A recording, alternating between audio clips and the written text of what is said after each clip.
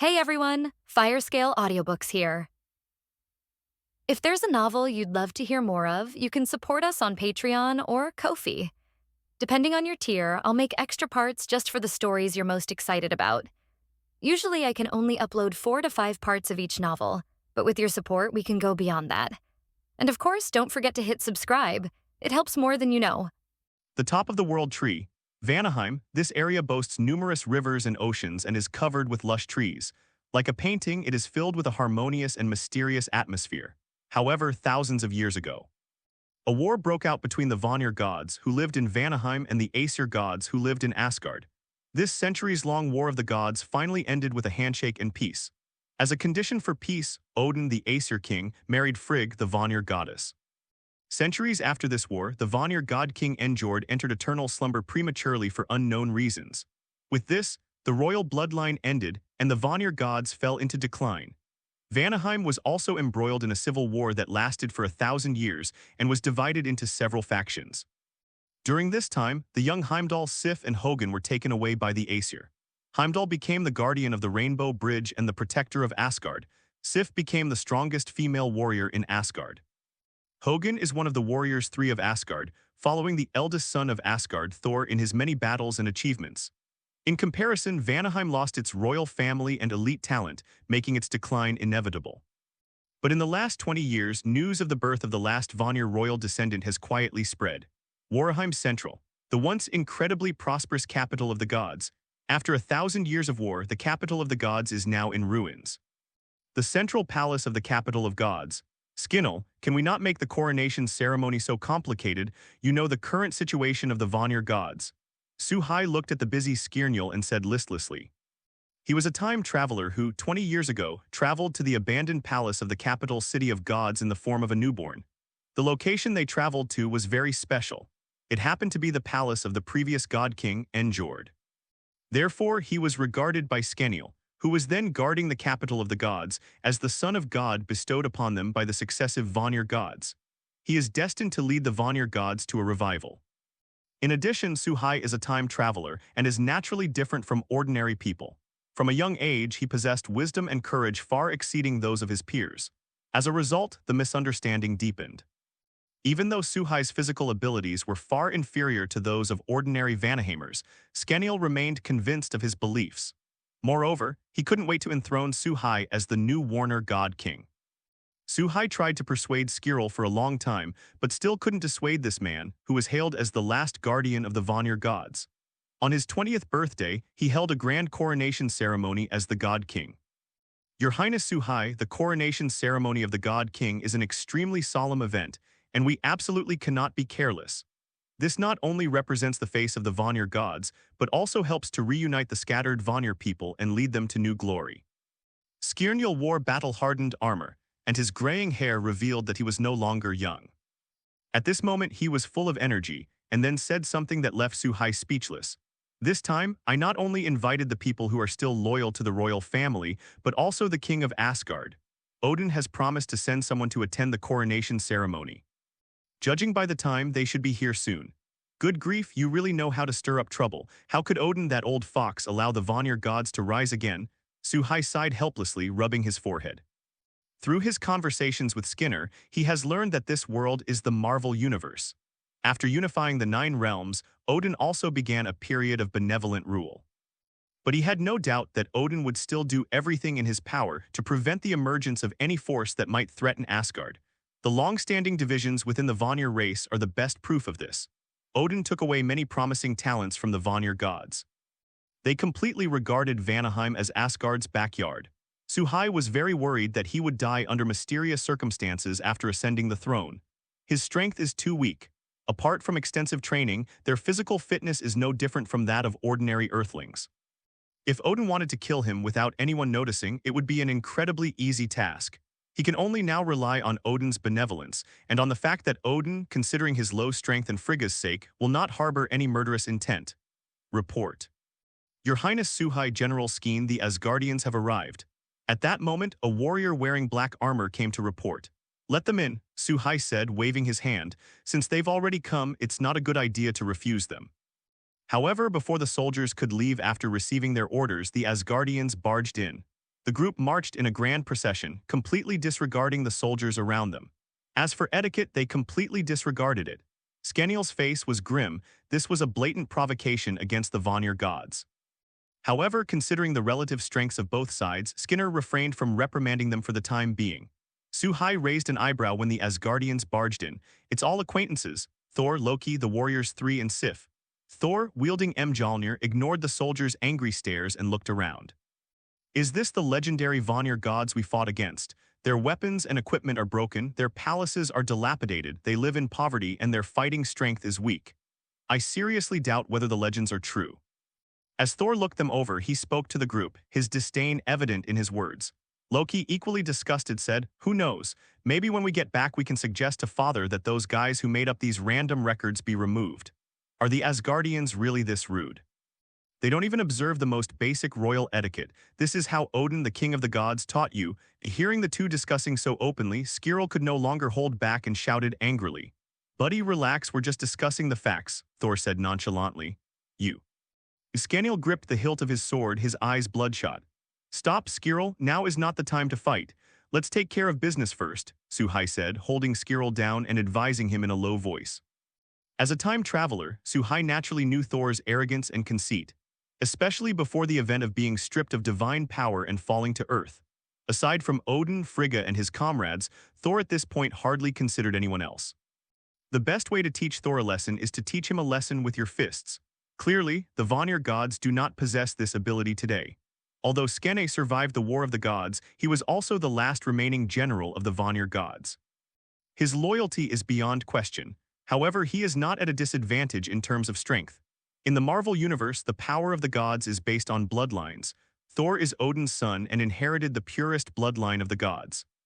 Even though he hasn't awakened yet, Thor, wielding a divine weapon like Mjolnir, is still exceptionally powerful. Skeniel was not royalty, but an elite among the ordinary gods, probably at the same level as Hogun Sif. Perhaps he is stronger than the Warriors 3 in terms of fighting skills, and could even crush them in a one-on-one fight. However, in terms of overall combat strength, he is definitely no match for Thor. Suhai even speculated that Odin sent Thor instead of Frigga because he probably intended to use Thor to suppress the Vanir gods. After all, the coronation ceremony of the Vanir god king is an internal matter for the Vanir god clan. As a member of the Warner family, Frigga was clearly more suitable and more courteous. Skirl understood that no matter how angry he was, he couldn't change that fact. "Thor, don't talk like that, apologize quickly, or the queen will be angry again." Sif gestured apologetically to Suhai and Skirl, then turned to Thor and whispered a warning. Having fought alongside Thor for many years, Sif knew Thor's fiery temper. Almost no one could calm him down, so she had no choice but to bring in Frigga. Upon hearing this, Thor's expression froze. He suddenly remembered that Frigga, Sif, and even Hogun were all members of the Vanir race. Putting aside Sif and Hogun's thoughts, if Frigga knew what he had done, he would probably be in deep trouble. And Heimdall. What if the other party gets upset and refuses to open the door for him? "Okay, I got it," Thor said reluctantly, frowning. "As for an apology, that's impossible. He, Thor, will never apologize to the weak." Seeing this, Skirl stopped glaring and suppressed his anger, signaling his men to continue the ceremony. The coronation ceremony of the God King was extremely complicated. Despite Suhai's efforts to minimize unnecessary procedures, it still took about 2 hours in total.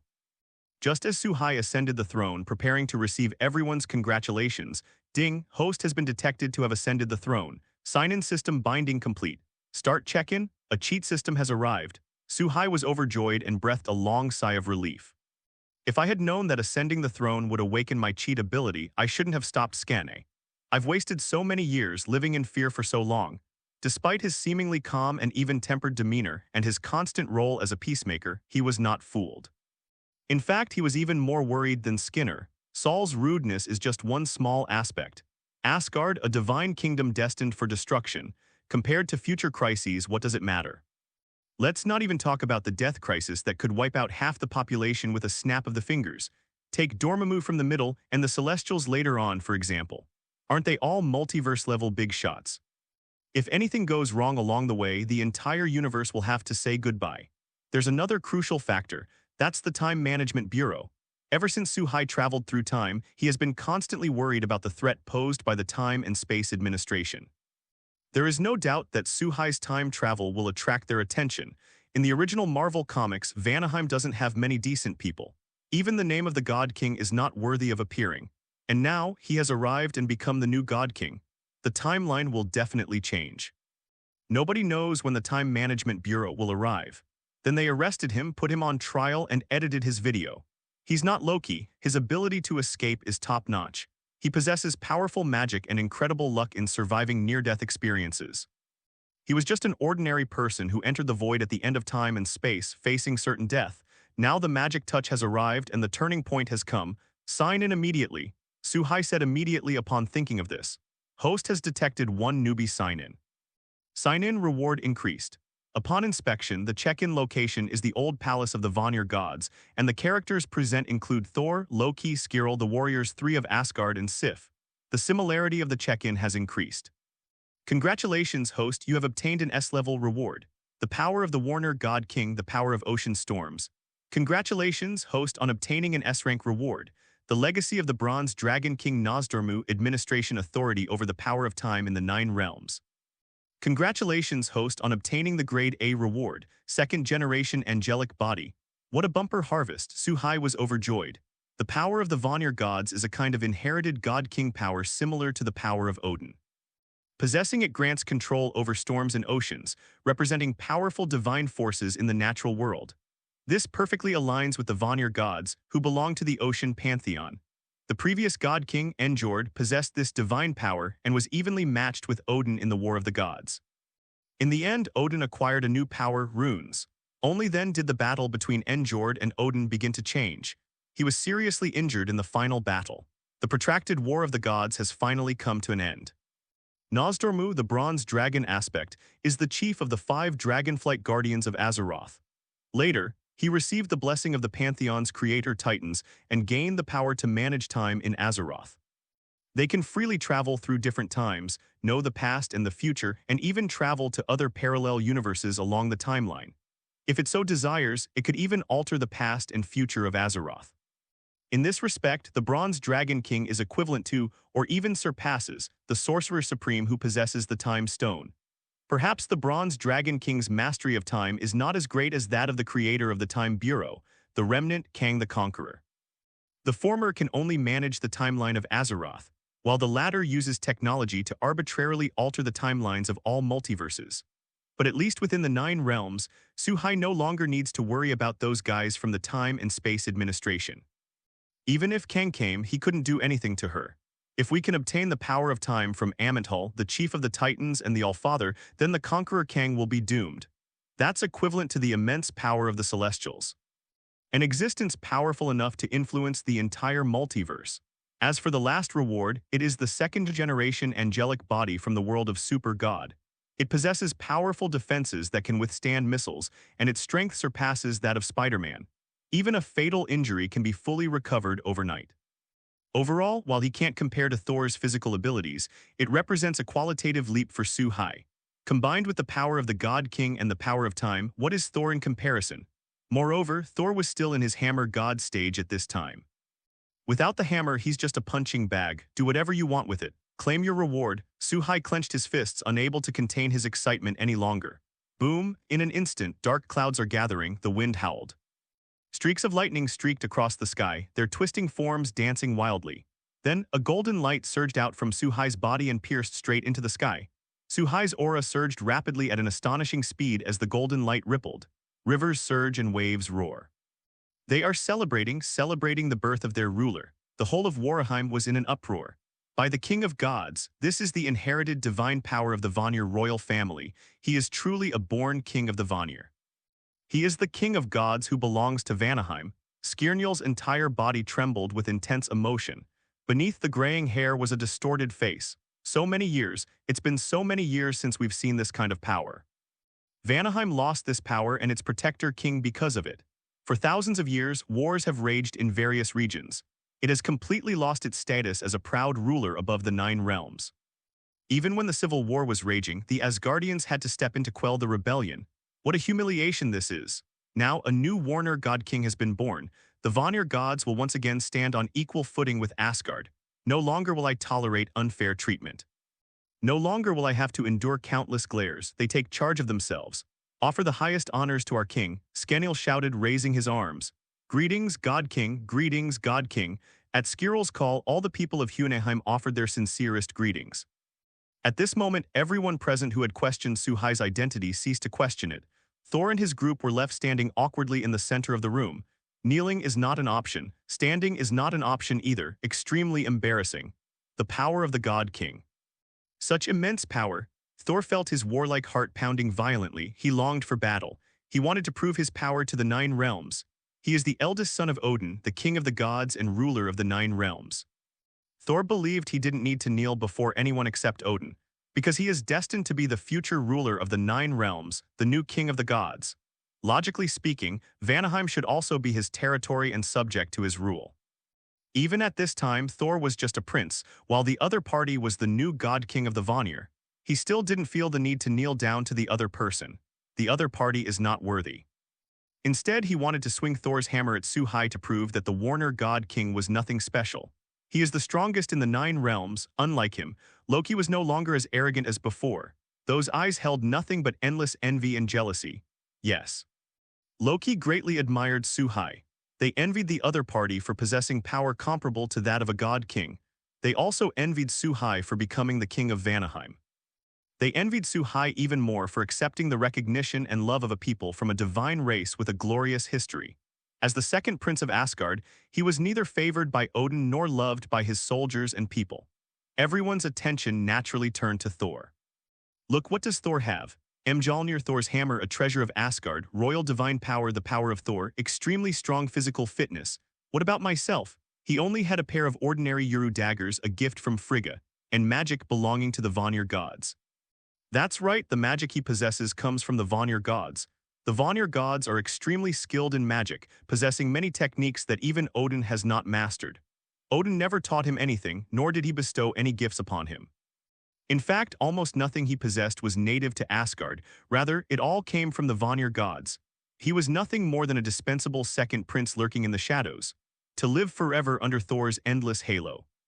Sometimes Loki even wondered if he was really an Asgardian or even Odin's son. Why are he and Saul treated so differently? Why? A flame of resentment quietly rises. Sif and Hogun, standing nearby, were equally excited as Skinner roared, although they grew up in Asgard and received Odin's blessing. But in any case, they all have the blood of Vanaheim flowing through their veins. I'm naturally very excited that my hometown has the opportunity to prosper again. However, since neither Thor nor Loki has made any move, they are unable to offer their blessings. After all, they are now Asgardians and they obey Odin, the king of the gods. In Asgard, Rainbow Bridge Management Center, Heimdall, who had been steadfastly performing his duties day after day, was suddenly struck by a powerful force. Such powerful divine energy fluctuations. This is Vanaheim. Isn't today the day the new Warner God King ascends the throne? What happened? Heimdall set his sights on Vanaheim, in an instant crossing thousands of miles. A fierce wind pierces through the clouds and fog. He saw the man sitting on the throne. A new Warner God King? This is the power of a God King. Futilda, feeling this immense power, Heimdall's usually calm heart was filled with surging emotions. A genuine smile appeared on his face, which had remained unchanged for years. Then he hesitated. The king of Warner Bros has truly been born. This matter must be told to Odin, the king of the gods. As the guardian god of Asgard, he has the responsibility of overseeing the 9 realms and even the universe. Any major event must be reported to Odin. This is my duty. He is now an Asgardian. He was also Odin's most trusted subordinate. He cannot let Odin down. After thinking it over, he turned and walked toward the Golden Palace. What immense power! Is this how God feels? Suhai was obsessed with the immense power. Warner's divine power circulated within him, passively enhancing his physical attributes. Although his body was a second-generation divine body, it received an even greater boost under the blessing of this divine power. I'm afraid he's already surpassed Thor. Just think about how strong Thor's defense is. It can withstand being burned by the high temperature of a neutron star at close range for tens of seconds without dying. It can survive in space. Even with Hulk's full-force attacks, he couldn't make him bleed. Even the most powerful nuclear weapon in human history probably couldn't pose a threat to his life. Only weapons made of cosmic metals like Uru can inflict sharp weapon damage on him. Even so, it would be difficult to kill him. Suhai had a strange feeling. Nature seemed to be an integral part of his being. He can unleash a storm with a flick of his wrist. A single thought can overturn the ocean. All the sea creatures obeyed him and revered him as the supreme king. Moreover, he can also capture time. The river of time has become his toy. Saul challenges me to a duel. Suhai's gaze was distant, already seeing the future. At the same time, Thor raises Mjolnir. Warner God King, let's fight. Everyone was shocked. Skinner couldn't believe that these words came from Thor's mouth. Thor not only failed to pay homage to the new Vanir king, but also challenged to a fight. This guy must be out of his mind. You used to be so arrogant because our Vanir gods had long since fallen into obscurity. Now that a new god king has been born, how dare you be so rude? This is intolerable. My king, please punish this rude man. Punish him, punish him. A deafening chorus of agreement erupted in the square. Thor, what are you doing? Not to mention Skeniel and the others, even the warriors 3 and Sif were stunned. Seeing that it had caused public resentment, they quickly spoke up to stop it. As for Loki, his eyes darted around, but he remained silent. If the mentally challenged older brother is going to do something foolish, what can he do? Of course, we're just here to watch the show and see what happens. It would be best if they fought. Regardless of victory or defeat, Thor would be punished. After all, the other party is the lord of a pantheon, and this action is tantamount to a declaration of war. He himself would speak up at crucial moments to let everyone know that he understood the big picture. Comparing the two, everyone knows who is more suitable for the throne.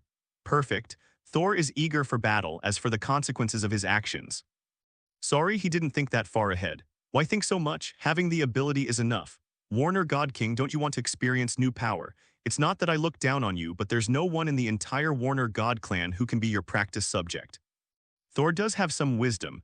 Although he doesn't consider the consequences, the excuses he comes up with are still quite good. Of course, these words only fueled the uproar among the crowd. They've openly expressed their contempt, and anyone with a shred of backbone would find it intolerable. Want to fight? Suhai snapped out of his reverie, looked down at Thor, and felt a surge of fighting spirit within him. Although Saul's words were harsh, they were true. Vanaheim truly has no strong warriors left. In fact, Asgard wasn't much better off, with only a handful of cats and dogs. Asgard was destroyed not long after Odin's death, but Vanaheim was in an even worse state. Since you want to fight, then I'll grant your wish. I hope you won't regret it. Suhai slowly stood up amidst the eager gazes of the crowd. Remember, the one who defeated you is the new Warner Bros. Leader, Suhai. I will show you what manners and respect are. Suhai. Thor murmured to himself, finding the pronunciation a bit tongue-twisting, but he still remembered the name. However, he did not believe what Suhai said. Defeat? How could that be? He led the warriors of the Celestial Palace in battles for over 1,000 years, traversing the 9 realms. Invincible in battle and unconquerable in attack, no god, no giant could survive his hammer. Victory belongs only to Asgard and only to ourselves. Come on. Suhai beckoned with his hand and said calmly, confidence, have absolute confidence in your own abilities. This action completely disregarded Thor, the god of thunder who had been fighting for thousands of years.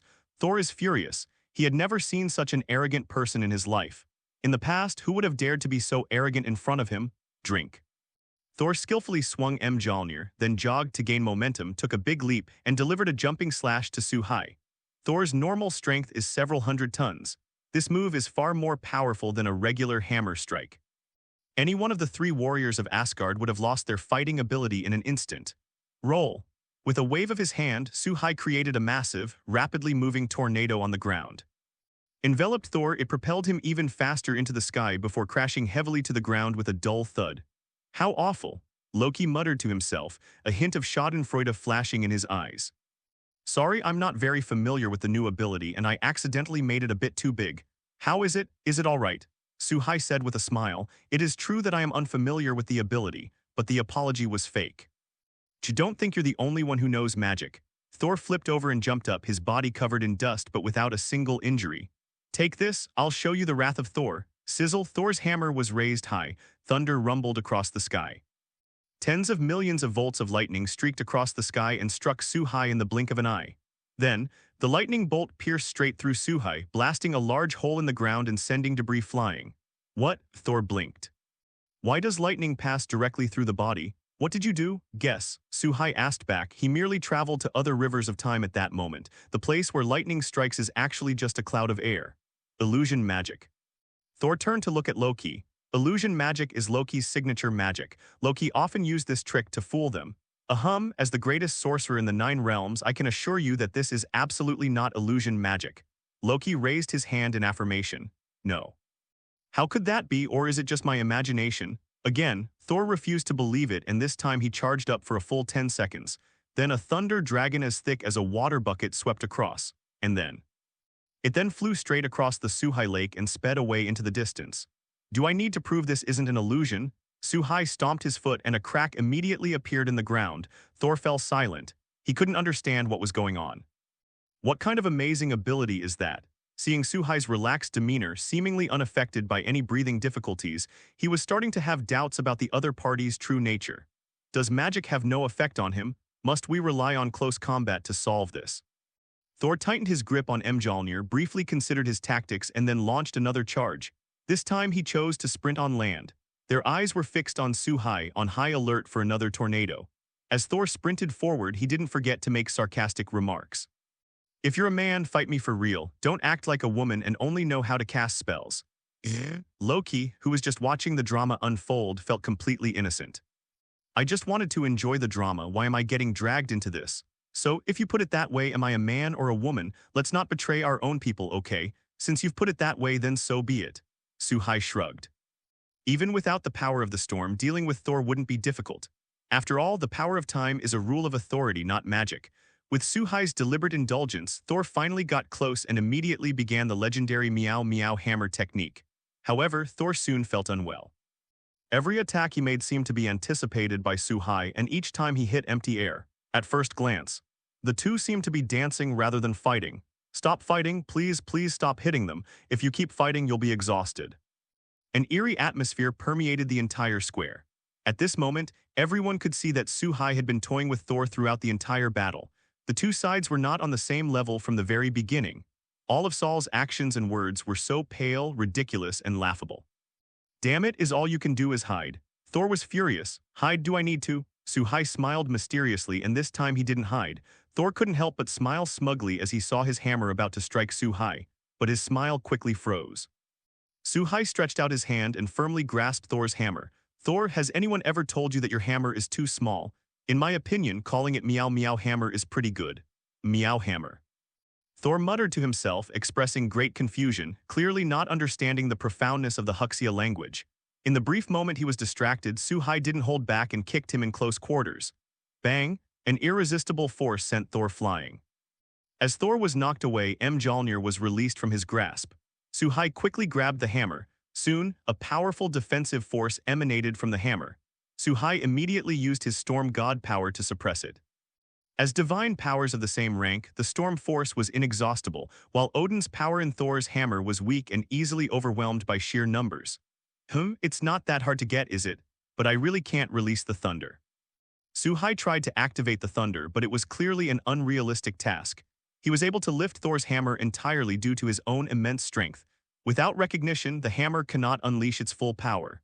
You lifted Mjolnir. Thor, ignoring his injuries, was filled with horror.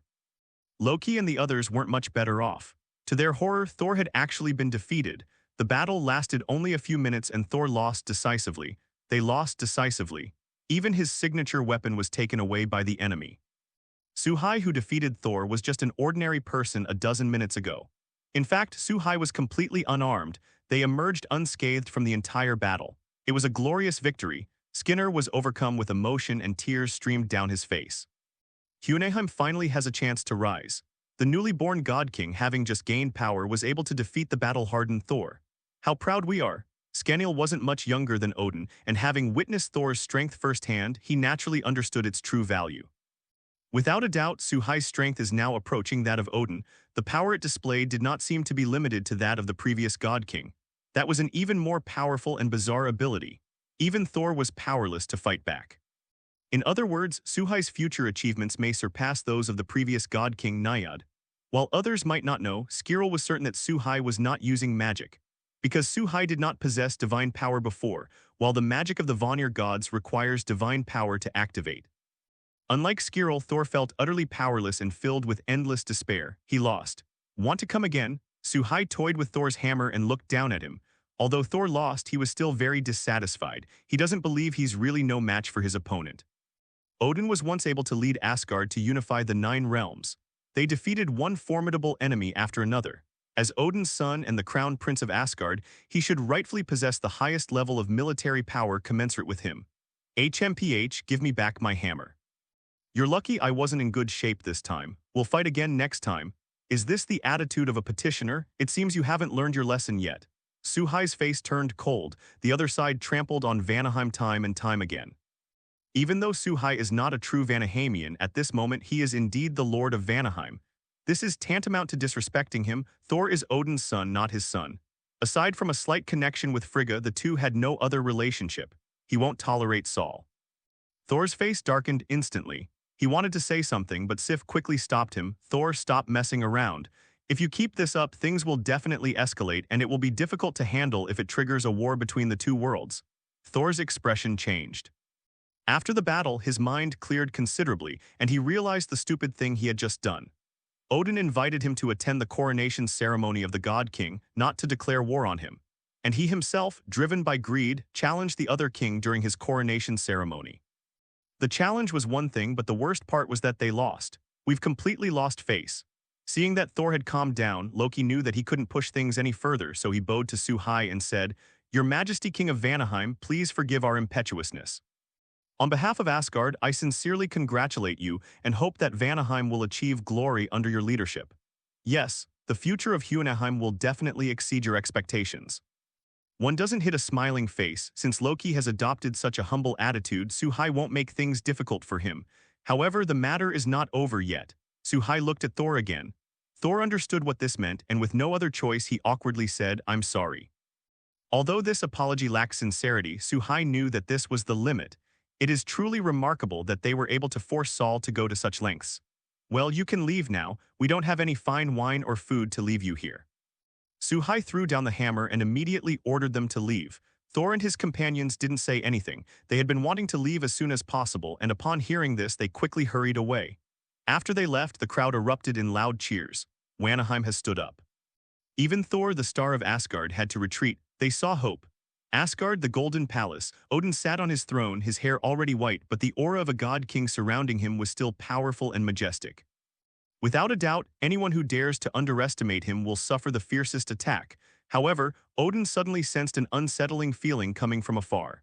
After a brief investigation, it was discovered that the enchanting mechanism he had set up on Mjolnir had suffered an unprecedented blow.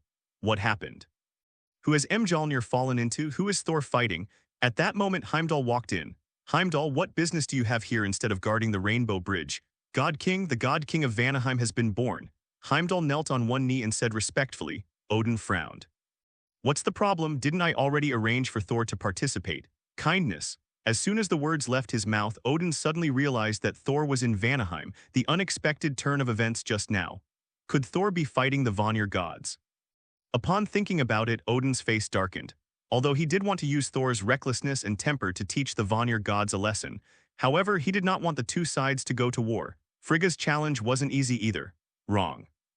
The magic that Mjolnir was imbued with was not something that could be suppressed by just anyone, and the feeling I just had.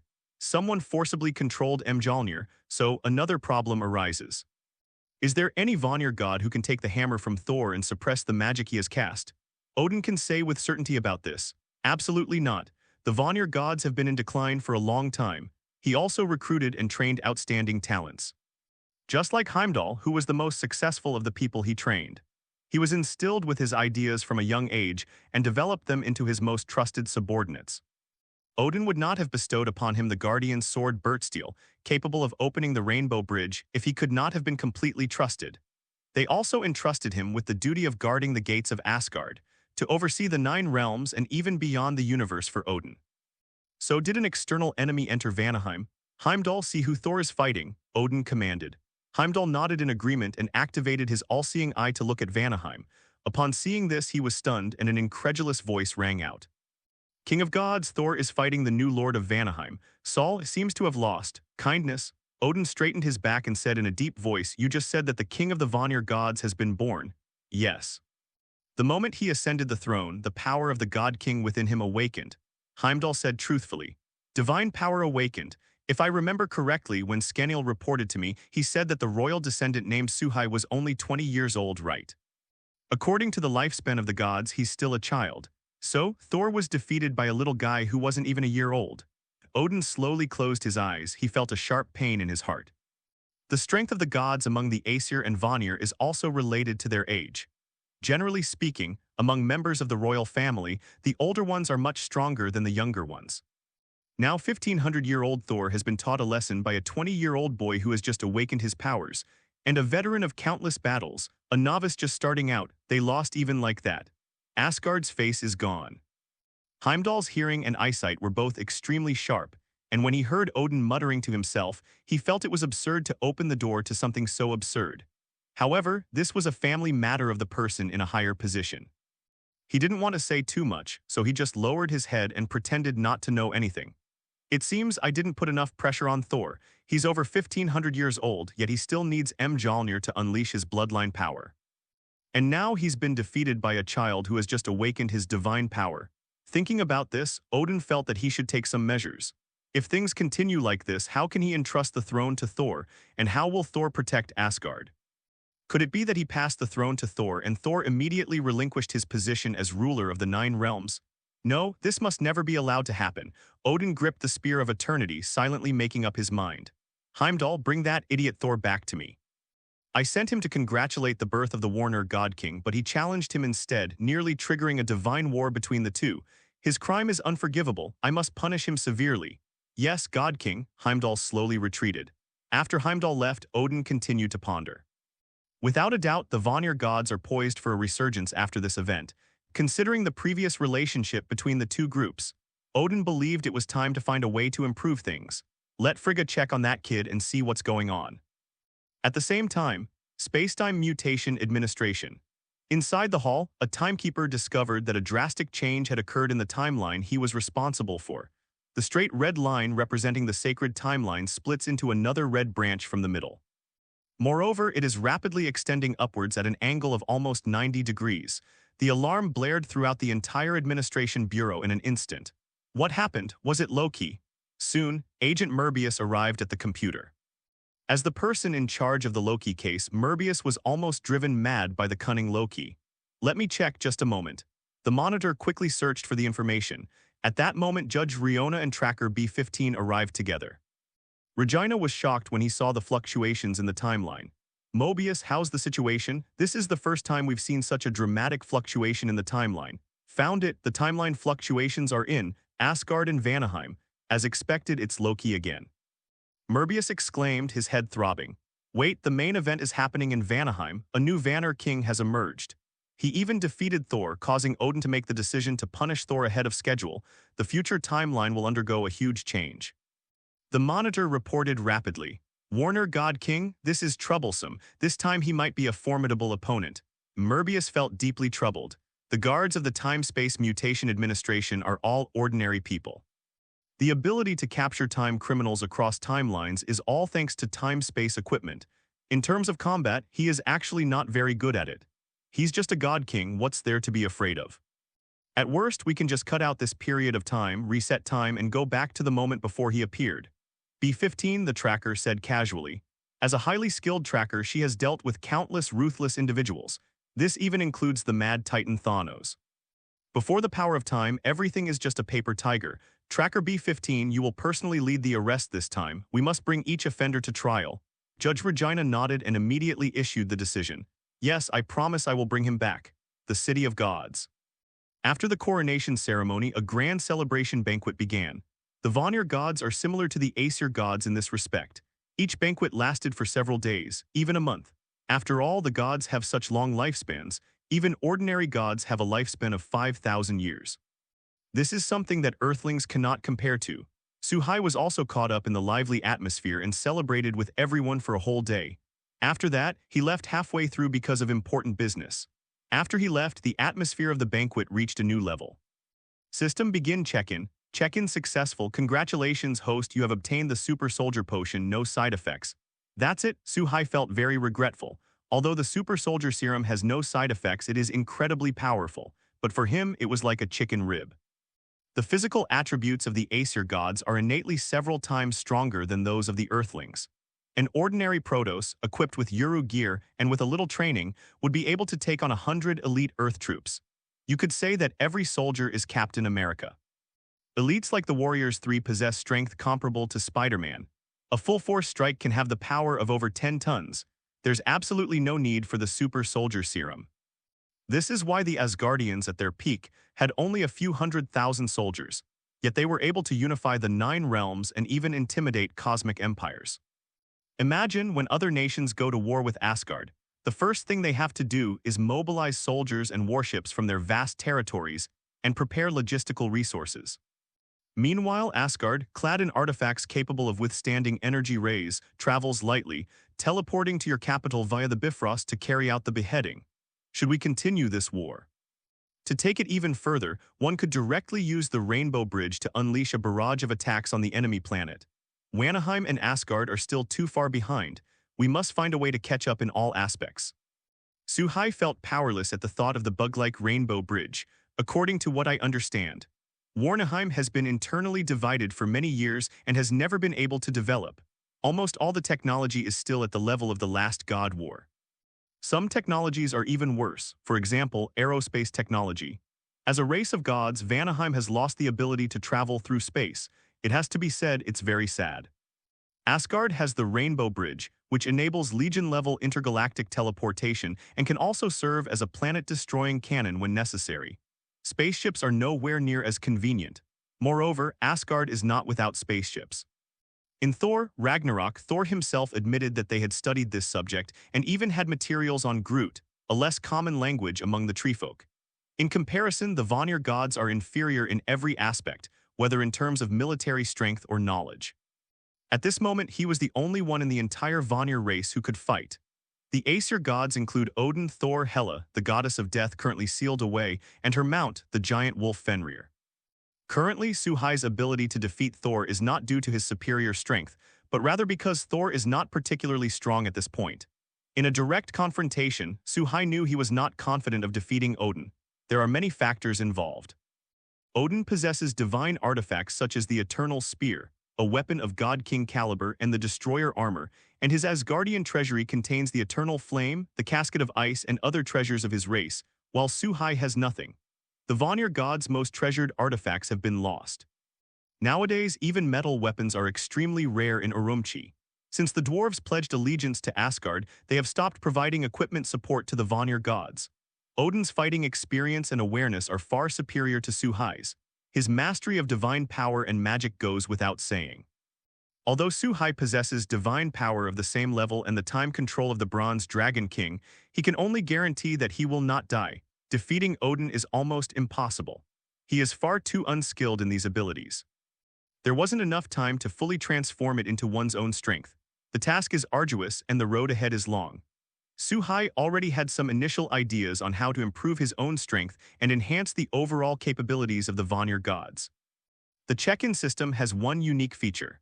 That is, the quality and purity of the sign-in rewards will be greatly improved when in special locations or when there are special characters around. The probability of obtaining the ability you want will also increase. For example, if he wants more powerful time manipulation abilities, he can sign in at the Time Mutation Management Bureau, or at the River of Time, or at the End of Time. The best option is at the Castle of Conqueror Kang. If he wants technology, he'd better hang out with tech gurus. Stark Tower and the Seaside Villa are good options. Therefore, in order to improve his strength, Suhai cannot simply stay in Vanaheim and rely on time and luck to improve his strength. Ideally, one should travel to various special locations or even different universes. A life destined to be busy. God King, so you were here all along. Suddenly, Skirrel walked over with a solemn expression. Skynir, why aren't you enjoying this rare and wonderful time with the people? This is a once-in-a-millennium opportunity, you can't just let it slip by. We can talk about it later, okay? Upon seeing Skinner's current expression, Suhai had a bad feeling. Compared to fine wines and delicacies that can be enjoyed at any time, I believe there is something even more important, Skinner said with utmost solemnity. What? My bad feeling is getting stronger. The continuation of the royal bloodline. My God King.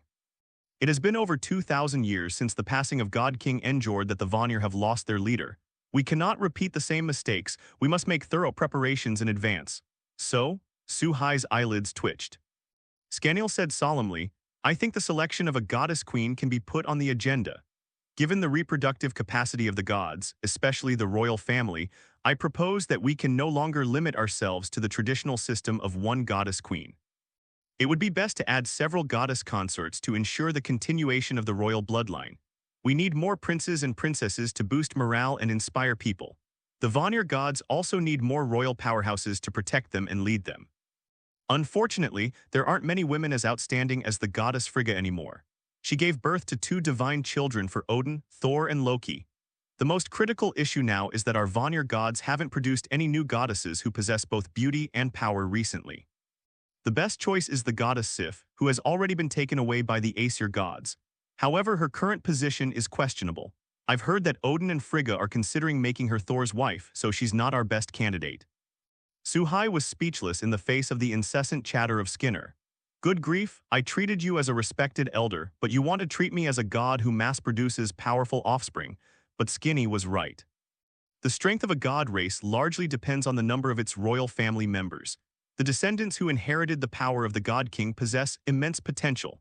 It is also a guarantee of the prosperity of the gods. The strong in Asgard are mainly members of the royal family. In reality, both Hela, the eldest prince, and Thor, who will awaken in the future, are powerful individuals capable of standing alone. As for Loki, never mind, Loki is actually a descendant of the frost giants, and a malnourished one at that. Anyone with the strength of Laufey, the Frost Giant King, would have the confidence to go toe-to-toe with Thor. You should know that one of Odin's eyes was blinded by Laufey. That makes sense, but Suhai doesn't only have this one option to enhance the strength of the Vanir gods. Skirl, I'm only 20 years old. God King, you don't need to worry about these issues. For our divine race, age is not a problem. For the future of the Vanir god clan, we hope you can accept the wishes of all the people. Skenil's stance was firm, just as he had once wanted to place Suhai, who was still immortal, on the throne, a stance that brooked no refusal. That's it. I've got it, Skinner's eyes lit up. I've heard that there's a region in Asgard called Nornheim where there lives a Norn queen named Karnilla. She's incredibly beautiful and possesses magical power that rivals Odin's. More importantly, she and Odin are at odds. She's an excellent candidate to become the queen of the gods. Actually, I have another good suggestion. Hela, the former crown prince of Asgard and the goddess of death. I heard that she had conflicting ideas with Odin and was sealed away for over 1,000 years. She would also be a qualified candidate for queen of the gods. Suhai was silent for a moment, then shook his head helplessly. Forget it, Skinner, let's not consider these two for now. You can arrange the rest as you see fit. What is this? Inviting a wolf into the house? What could he say? Karnilla is the queen of Norn and she doesn't even obey Odin's orders. She's definitely a very strong-willed person. Such people almost never have these thoughts. As for Hela, they're thinking about how to sit on the throne of Asgard and then conquer the entire universe. Even if the other party does agree, the Vanir gods will likely become her vanguard, fighting for her across the 9 realms and even the universe. At this stage, even if Suhai knew the other party's location, he wouldn't go looking for trouble. You can't reason with that kind of person. You must have overwhelming strength, making her feel that there is no chance of her ever turning the tables, in order to have a chance to make her submit. Otherwise, they would definitely submit outwardly while secretly accumulating strength, ready to launch a coup at any time. Even Odin couldn't do anything about this. Don't you see, why did Odin seal the other party away? It's because Hela is too powerful and I realized I couldn't control her anymore.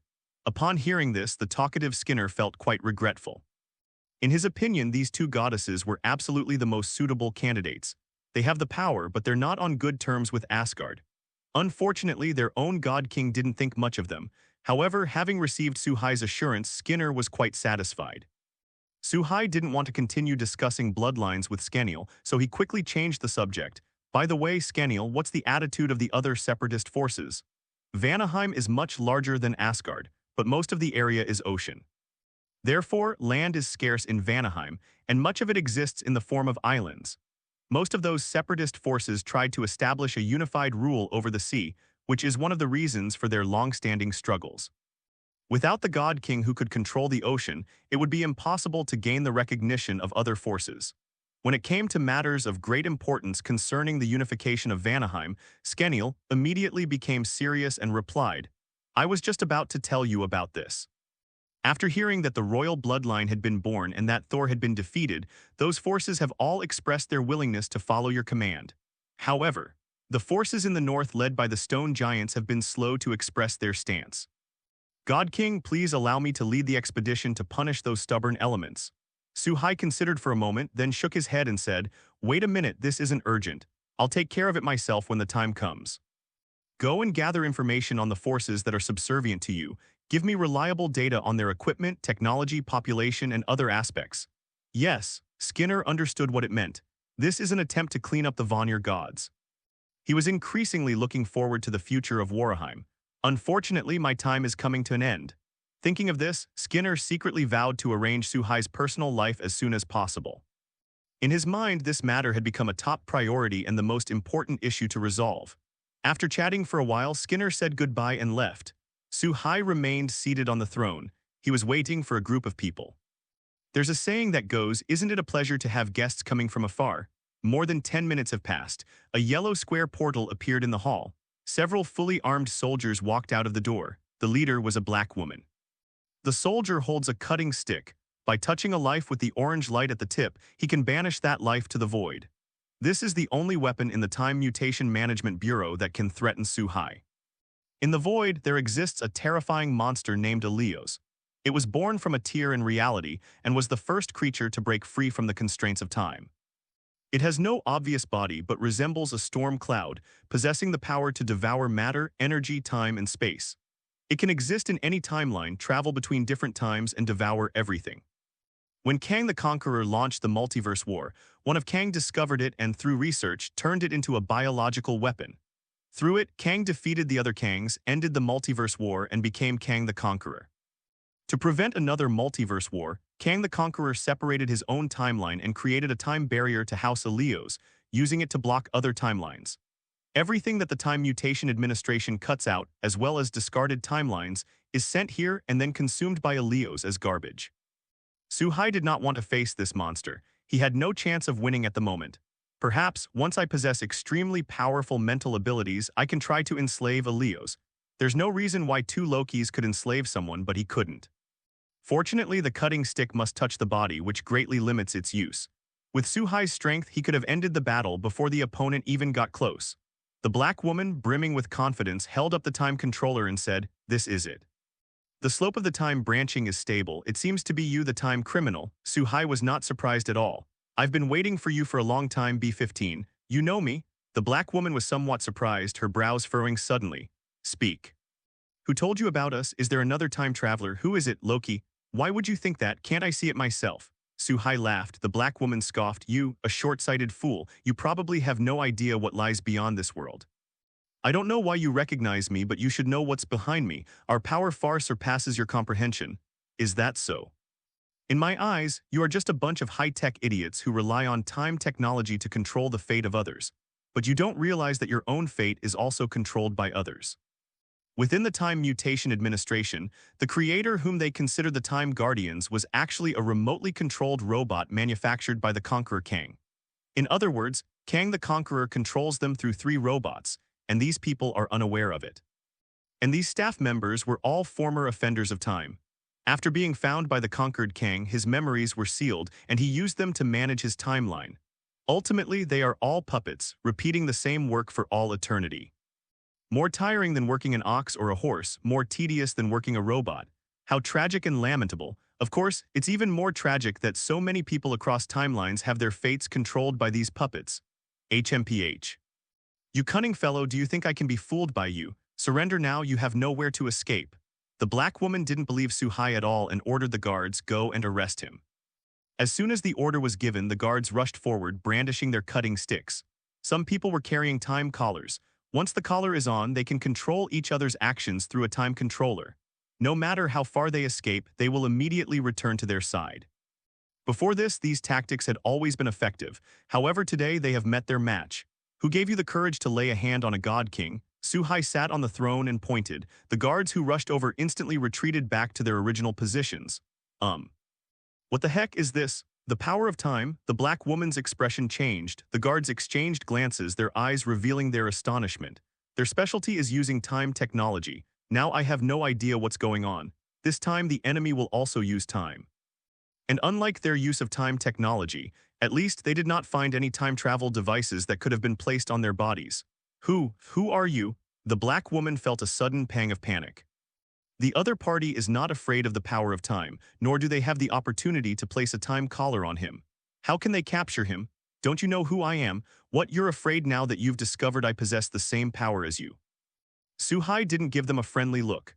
The power to control time and maintain the timeline has led these people astray. They developed a sense of superiority, regarding gods and Thanos as trash. Even Thor would admit defeat in this regard. Once you peel away that facade, they're just ordinary people. Just like now, they don't even call out names before taking action. When they realize they are no match for the opponent, they are at a loss. Damn it, you despicable time manipulator. Don't think you can act with impunity just because you possess the power of time. We still have ways to deal with you, the black woman said viciously. Oh, so what methods do you intend to use against me? Let me guess, are you going to go back to the Time Bureau to retrieve the Infinity Stones? But even if you get the Time Stones, can you even use them? With your frail and weak bodies, are you even qualified to wield them? Suhai mocked him without any restraint. The Time Mutation Bureau has processed countless timelines and obtained many treasures from these operations. The Infinity Stones are one of them. The Infinity Stones that Thanos, Loki, and others could not obtain were plentiful in the Time and Space Administration, some of which were even used as padding. Because the location that Conqueror Kang chose to establish the Time and Space Administration was very special, where all magic was disabled. The Infinity Stones were also unable to exert any power. Suhai has a theory that the Time Management Bureau might exist in the quantum realm. The quantum realm is a place where the power of the gems cannot affect it, and it is also possible to travel through different timelines within it, which perfectly matches the characteristics of the Bureau. However, he was not worried that the other party would use the power of the gems to deal with him. Because the Infinity Stones can only be used in the universe of their own timeline, they also have extremely high requirements for the user's physical fitness. Just those ordinary people at the Time Management Bureau. It's not that Suhai looks down on them, but those people who have lost themselves have not made any technological innovations for countless years, and probably don't even have the ability to conduct their own research and development. Hee. In this situation, are they capable of using the power of the gems? The black woman's face was contorted with rage. She wanted to refute but didn't know where to begin. Shit, you forced me to this. Given the bizarre nature of the time criminal's abilities, which pose a huge obstacle to maintaining the normality of our timeline, I hereby announce that we will skip the arrest and trial process and proceed directly to reset time. The black woman said fiercely, then took out a time reset device from her bosom. The time resetter, once activated, can rewind the universe's timeline to the moment before the time crime occurred. During this rewind timeline, everything will be thrown directly into the void as food for Elios. It's a terrifying piece of equipment, but Suhai wasn't worried at all because he can travel through time. Although the Bronze Dragon King only has partial time control and cannot perform detailed actions such as accelerating or slowing down time, he still possesses the most basic abilities of time travel and pausing. If you can reset it, can't I go back to the state before you reset it? Besides, who gave you the confidence to succeed in resetting my position? What if I don't exist? Just as the black woman took out the time reset device, placed it on the ground, and was about to press the button, Suhai had already arrived in front of her. The black woman quickly reached out to stop her, but how could an ordinary person like her resist a god? Not everyone is Captain America, who's 50-50. With a gentle wave of his hand, Suhai sent her flying with an irresistible force, and the time resetter and time controller fell into Suhai's hands. Do you have any more of these? How about I play with a few more?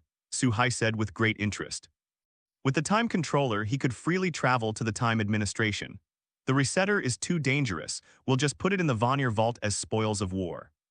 Even if this is a mass-produced item, it is still more precious than things like the Eternal Flame or the Box of Ice.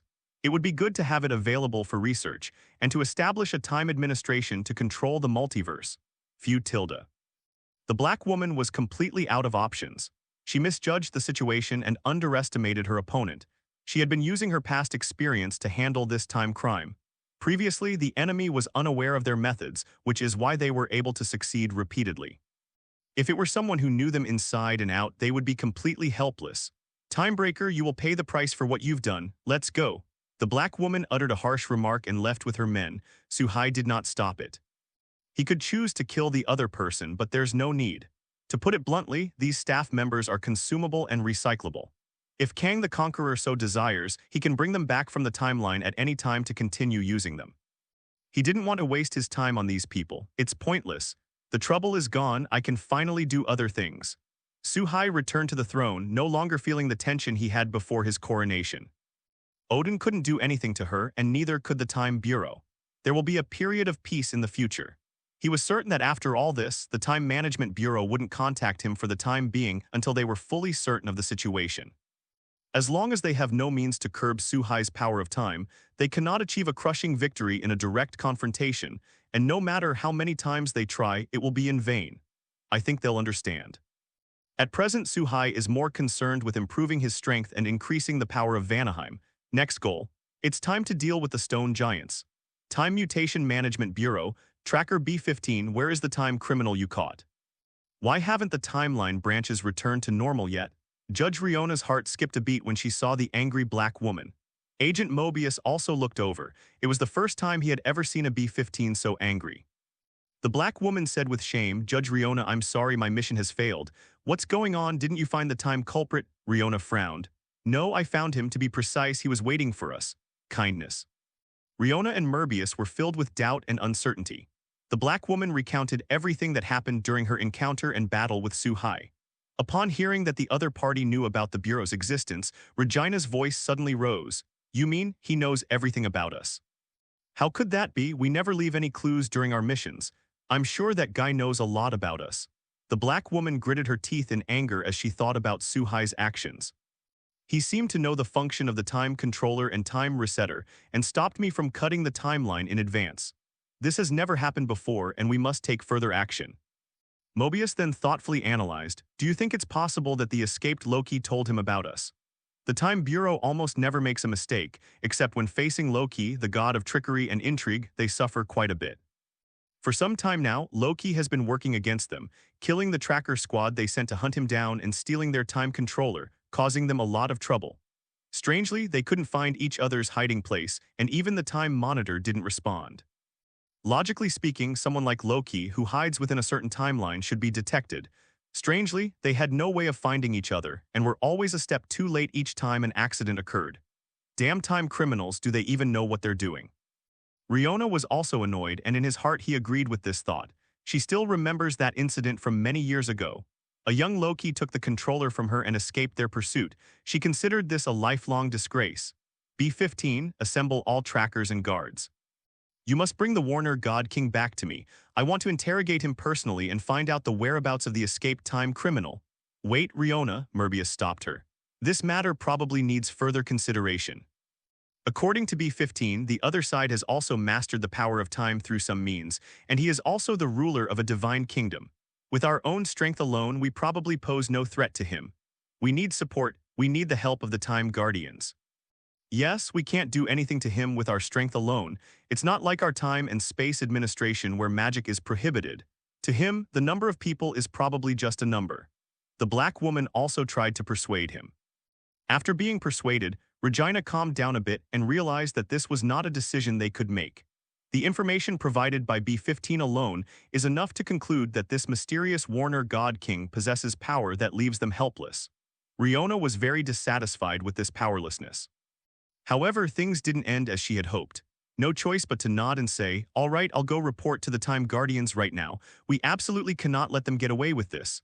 The top floor of the Time Management Bureau. This is where the Time Guardians reside.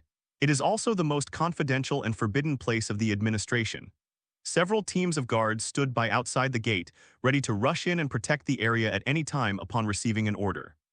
Inside the gate, there was also a team of completely brainwashed elite guards. Moreover, ordinary people are not qualified to enter this place.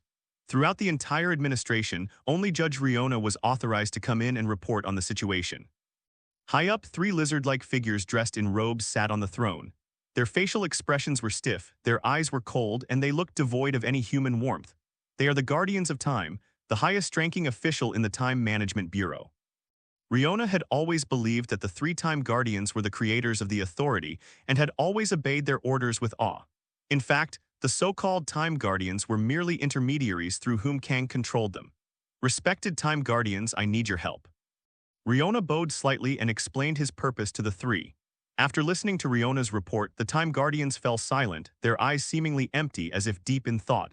Seeing this, Riona dared not make a sound to disturb them, silently awaiting new instructions. And at the far end of time, here the scenery is as beautiful as the starry sky. Under the soft starlight, an ancient castle stands tall. Inside the castle, Conqueror Kang sat behind his desk, his head slightly tilted to the side. Has someone else mastered the power of time? Kang the Conqueror was puzzled. He had traveled to many timelines and killed countless Kangs, but he had never heard of such a person existing in any of them. If such a terrifying person truly existed, they wouldn't remain unknown. However, the Conqueror quickly put these doubts aside and turned his attention to something else. If that's true, wouldn't this person be his best successor? Kang the Conqueror had forgotten how long he had lived and how long he had maintained stability.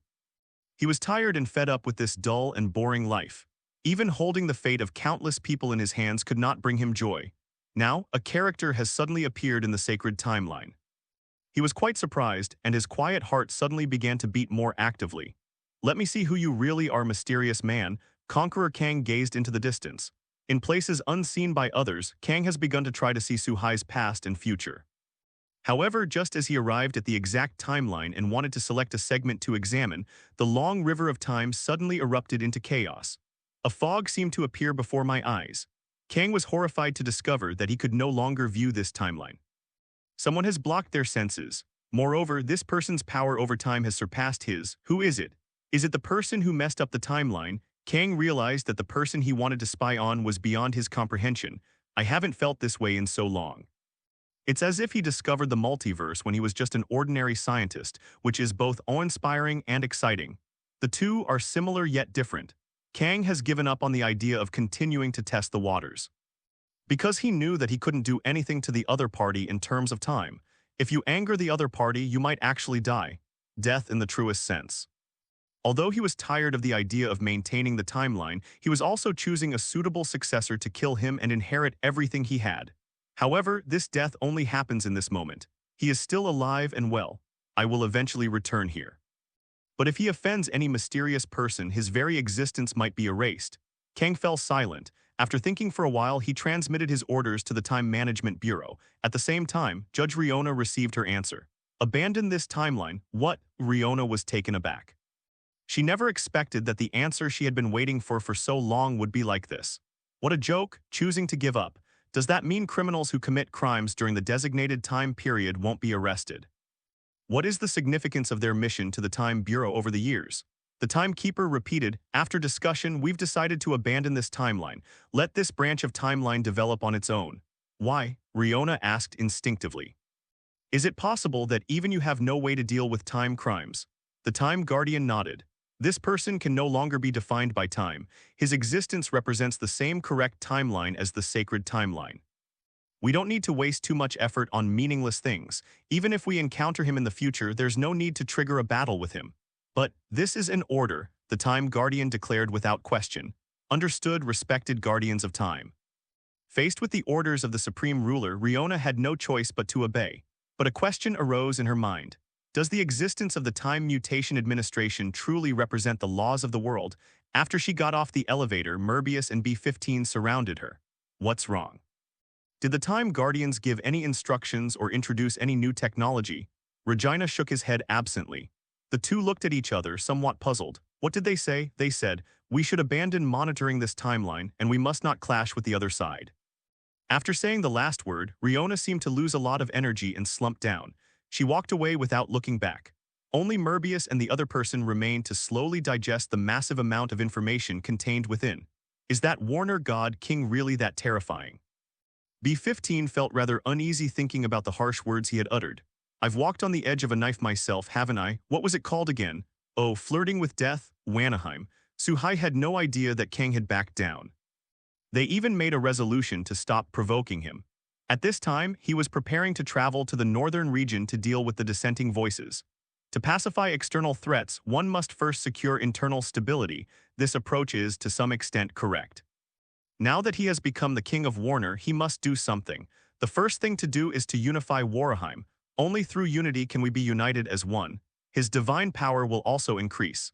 That way we can continue to expand in the future. For example, unifying the 9 realms or something. Just as he was preparing to depart, someone from Asgard appeared, something both unexpected and yet perfectly logical. Queen Frigga. According to Suhai's understanding of Frigga, she is a female war goddess who has been active since the War of the Gods, and her strength is quite remarkable. They enjoyed great prestige among the two great gods. In particular, her magical talent was unmatched among the Vanir gods at the time. He has mastered almost all the magic of the Vanir gods. When Skinner spoke of her, he was full of admiration. Sometimes Suhai suspected that Skinner might have been one of Frigga's suitors at the time. However, faced with Odin's strong competition, Skinner inevitably became the loser. At this time, Frigga had been the queen of Asgard for thousands of years and had likely mastered the magical knowledge of both gods, making her a veritable walking magic library. Suhai was very envious of Frigga's magical knowledge. Although the Vanir gods are famous for their magic, Vanaheim can no longer find any powerful magicians. This is a sad story. Now that Frigga had come to him, Suhai planned to try and get some magic from her. Of course, before speaking, Suhai began signing in for the day. A special person has been detected near the check-in location, Archmage Frigga. Check-in similarity increased. Congratulations, host, for signing in and obtaining the Lost Magic Tower Kerajin safe and harmless version. This is incredible luck. These past 2 days, Suhai has been busy with various trivial matters. The recovery of Warnerheim is an extremely large undertaking. Even amidst the busyness, I didn't forget to sign in. I guess the first sign-in used up all my luck, because the subsequent sign-ins were even worse than the super soldier serum. Like the headband of a Konoha ninja or the straw hat from One Piece. The kind that you throw in the trash as soon as you turn around. Unexpectedly, the shipment was completed as soon as Frigga arrived today. What is Kerajin? It is a super magic library that records almost all the magic of the continent of Azeroth. It remains a connection point in reality, linking many worlds. Its first owner was the legendary Archmage Medivh, a powerful mage comparable to a god. The next master was the mage Khadgar, an apprentice of Medivh. He rose from an ordinary mortal to an archmage by reading the spellbooks of Kerajin and was a rare and ruthless character. This demonstrates the richness of magic in Kerajin. Of course, Suhai was still unsure whether the sign-in rewards included the connection points, but the systematic magic books alone are a huge treasure. The only problem is that there is no magic in the traditional sense in the Marvel universe. Ordinary spellcasters borrow the power of dimensional demons. This method poses an irreversible threat to the caster. If the borrower doesn't have a powerful backer, they will eventually suffer a backlash from the dimensional magic they borrowed. The Ancient One, the Sorcerer Supreme of Earth today, is one of them. She borrowed Vishanti's white magic, but while it's called white magic, it only means that the side effects are relatively fewer. It's not completely without side effects. However, Guyi has powerful backers, so she's not afraid. They even went so far as to steal power from the Dark Dimension to sustain their lives. Even the Lord of the Dark Dimension was helpless against it. This is a classic example of borrowing based on one's own ability, but then having to repay it. As for the source of magic for the Aesir and Vanir gods, it comes from the power of the divine realm itself. Just like Hela, who is closely related to the realm of the gods. When Asgard was at its most powerful and complete, Hela was incredibly strong, defeating the awakened Thor and single-handedly slaughtering the entire Asgardian army, making even Odin in his prime wary of her. However, when the Divine Realm's Golden Palace was destroyed by Surtur, the full-fledged fire giant, its power instantly diminished. As a result, during the battle with Surtur, they were unable to stop the enemy from continuing to wreak havoc.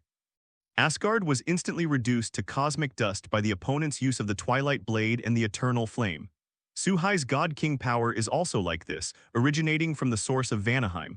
It can also serve as the power to activate magic. So, whether the spellbook from Kerajin can be used in the Marvel Universe remains to be seen. If these magical abilities could truly shine in the Marvel Universe. Therefore, becoming a powerful god of magic is entirely possible. This god of magic is not like Loki, who is a half-baked wizard but actually an assassin.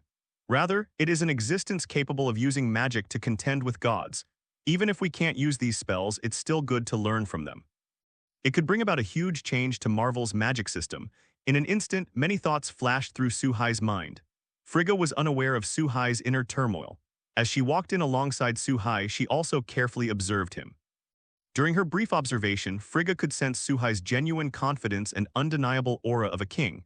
She saw Odin's shadow in Suhai. To be precise, it should resemble the king of gods. Frigga had a feeling that Odin might have underestimated Suhai. Under Suhai's leadership, the heights that Vanaheim may reach are truly unprecedented and unparalleled. Keep in mind, Suhai was only 20 years old when he defeated Thor.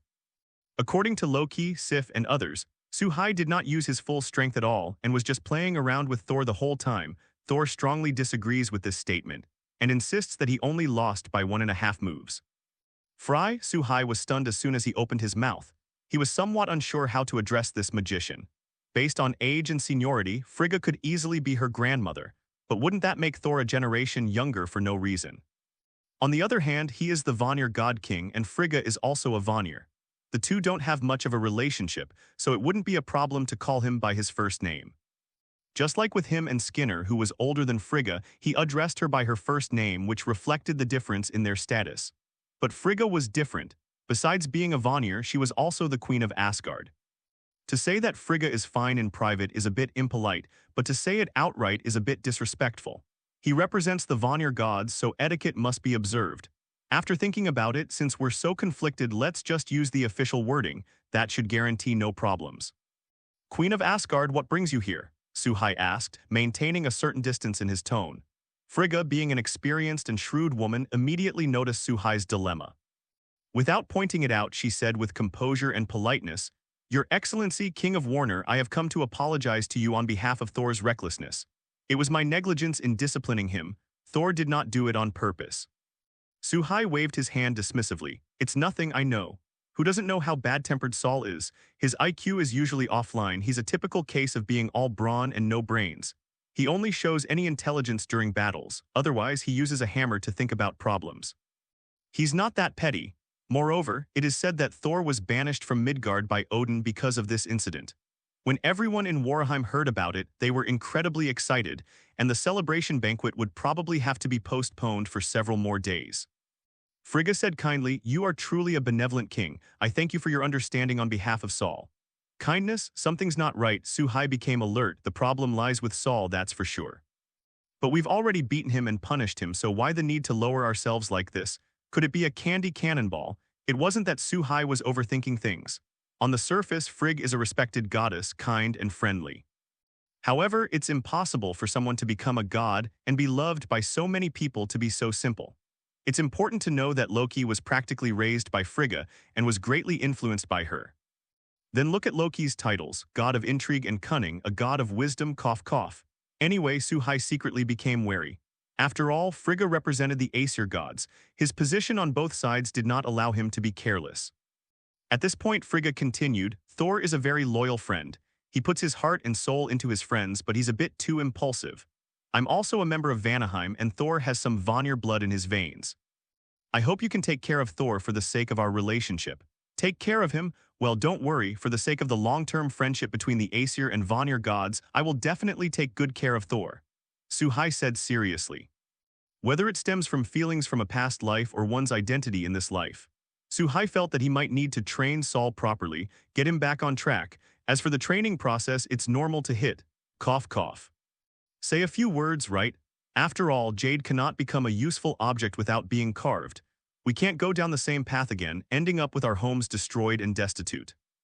Just imagine that fat otaku who's all fat and curses at people while playing games, even wanting to punch them through the internet cable. It's unbearable to watch. If that day ever comes, Suhai would be happy to take over Asgard and prevent this fairy palace from becoming history. Frigga didn't understand what was being said. How could she know that a simple act of care could have multiple layers of meaning? She smiled and said, "Thank you very much. By the way, Scaniel talked to me about that matter before.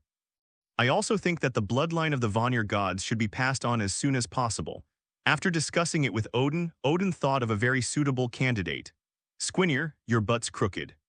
Suhai took a sip of the wine, his expression unchanged, and said, "How could such trivial matters trouble your mind, Empress? Just kidding, who knows what kind of bad ideas Odin is up to. Actually, it doesn't take much effort. I also hope that the Vanir gods can have their crown prince." Frigga continued, "The person I'm introducing to you, you may have heard of her name, the enchantress Amora, a great mage who possesses both beauty and power, whose magical talent surpasses mine." Suhai was at a loss for words. Should we refuse outright, or is it just a perfunctory response? Frigga wasn't lying. Amora's magical talent was indeed very strong and her beauty was undeniable. But this woman wasn't easy to get along with either. As her name suggests, Amora's greatest skill is charm magic. Amora also has a younger sister named Lurle, who has the title of enchantress and is just as beautiful as Amora. Her voice could bewitch men, making them completely at Lurle's beck and call. Lurle loves to stir up trouble and she especially loves power. On this point, he and Loki have much in common. These two sisters, well, they're a perfect match. Beautiful women can be deceiving. Lurle loves to cause trouble and Amora is willing to cooperate with her sister. 600 years ago, Lurle bewitched many Asgardians, plotting a coup. After his defeat, he was imprisoned in the Celestial Palace dungeon. Now Odin wants to recommend Amora to him to become the Queen of the Gods. His intentions are despicable. If they accept Amora, Lurle will definitely come too, and then the Vanir gods will have a lot of fun. Asgard can both get rid of these two long-standing terrorists and cause trouble for Vanaheim, killing two birds with one stone. Well, I need to think about it carefully. As you know, this concerns a major matter for the royal family, so I need to consider it more. Suhai decided not to answer for the time being, already thinking about how to discipline Thor. Since you're trying to trick me, I should at least respond. Frigga smiled mysteriously. Of course, it's something we should seriously consider. Now that I've said my piece, I should be going. Saul has been sent to Midgard by his father and I'm worried he'll cause trouble again. Not long after Frigga left, Skenil rushed in beaming and said, "God King, I've found a candidate for goddess." Suhai immediately realized why Frigga was smiling so mysteriously, so they brought the person directly here. After Skirl walked in, a stunningly beautiful woman with a voluptuous figure gracefully entered. She is tall and slender and looks to be at least 17 meters tall. She wore only a thin, classic green short skirt, revealing half of her thighs, which were as white and smooth as lotus roots. Her long, wavy, golden hair was casually draped over her shoulders, so shiny it was like a mirror. This was the first time Suhai had ever seen such a beautiful woman in both his past and present lives. She parted her red lips slightly and uttered a seductive voice. "Amora pays homage to the Vanir God King." Skinner raised an eyebrow at Suhai as if to say, "Pretty good, right?" Suhai was speechless. Are the vast kingdoms of Asgard and Vanaheim so poor that they can't even produce a single normal woman? Amora is skilled in charm magic, and most people fall for it without even realizing it. Only those with unwavering will or stronger magical powers can resist it. Suhai possesses the power of a god king, giving him an extremely high degree of immunity to magic. Amora's charm magic had no effect on him. Amora probably knew this too, which is why he remained very obedient. In other words, she exudes an amazing charm seemingly unintentionally in every smile and frown. Facing the infinitely charming Amora, a proper tap is necessary.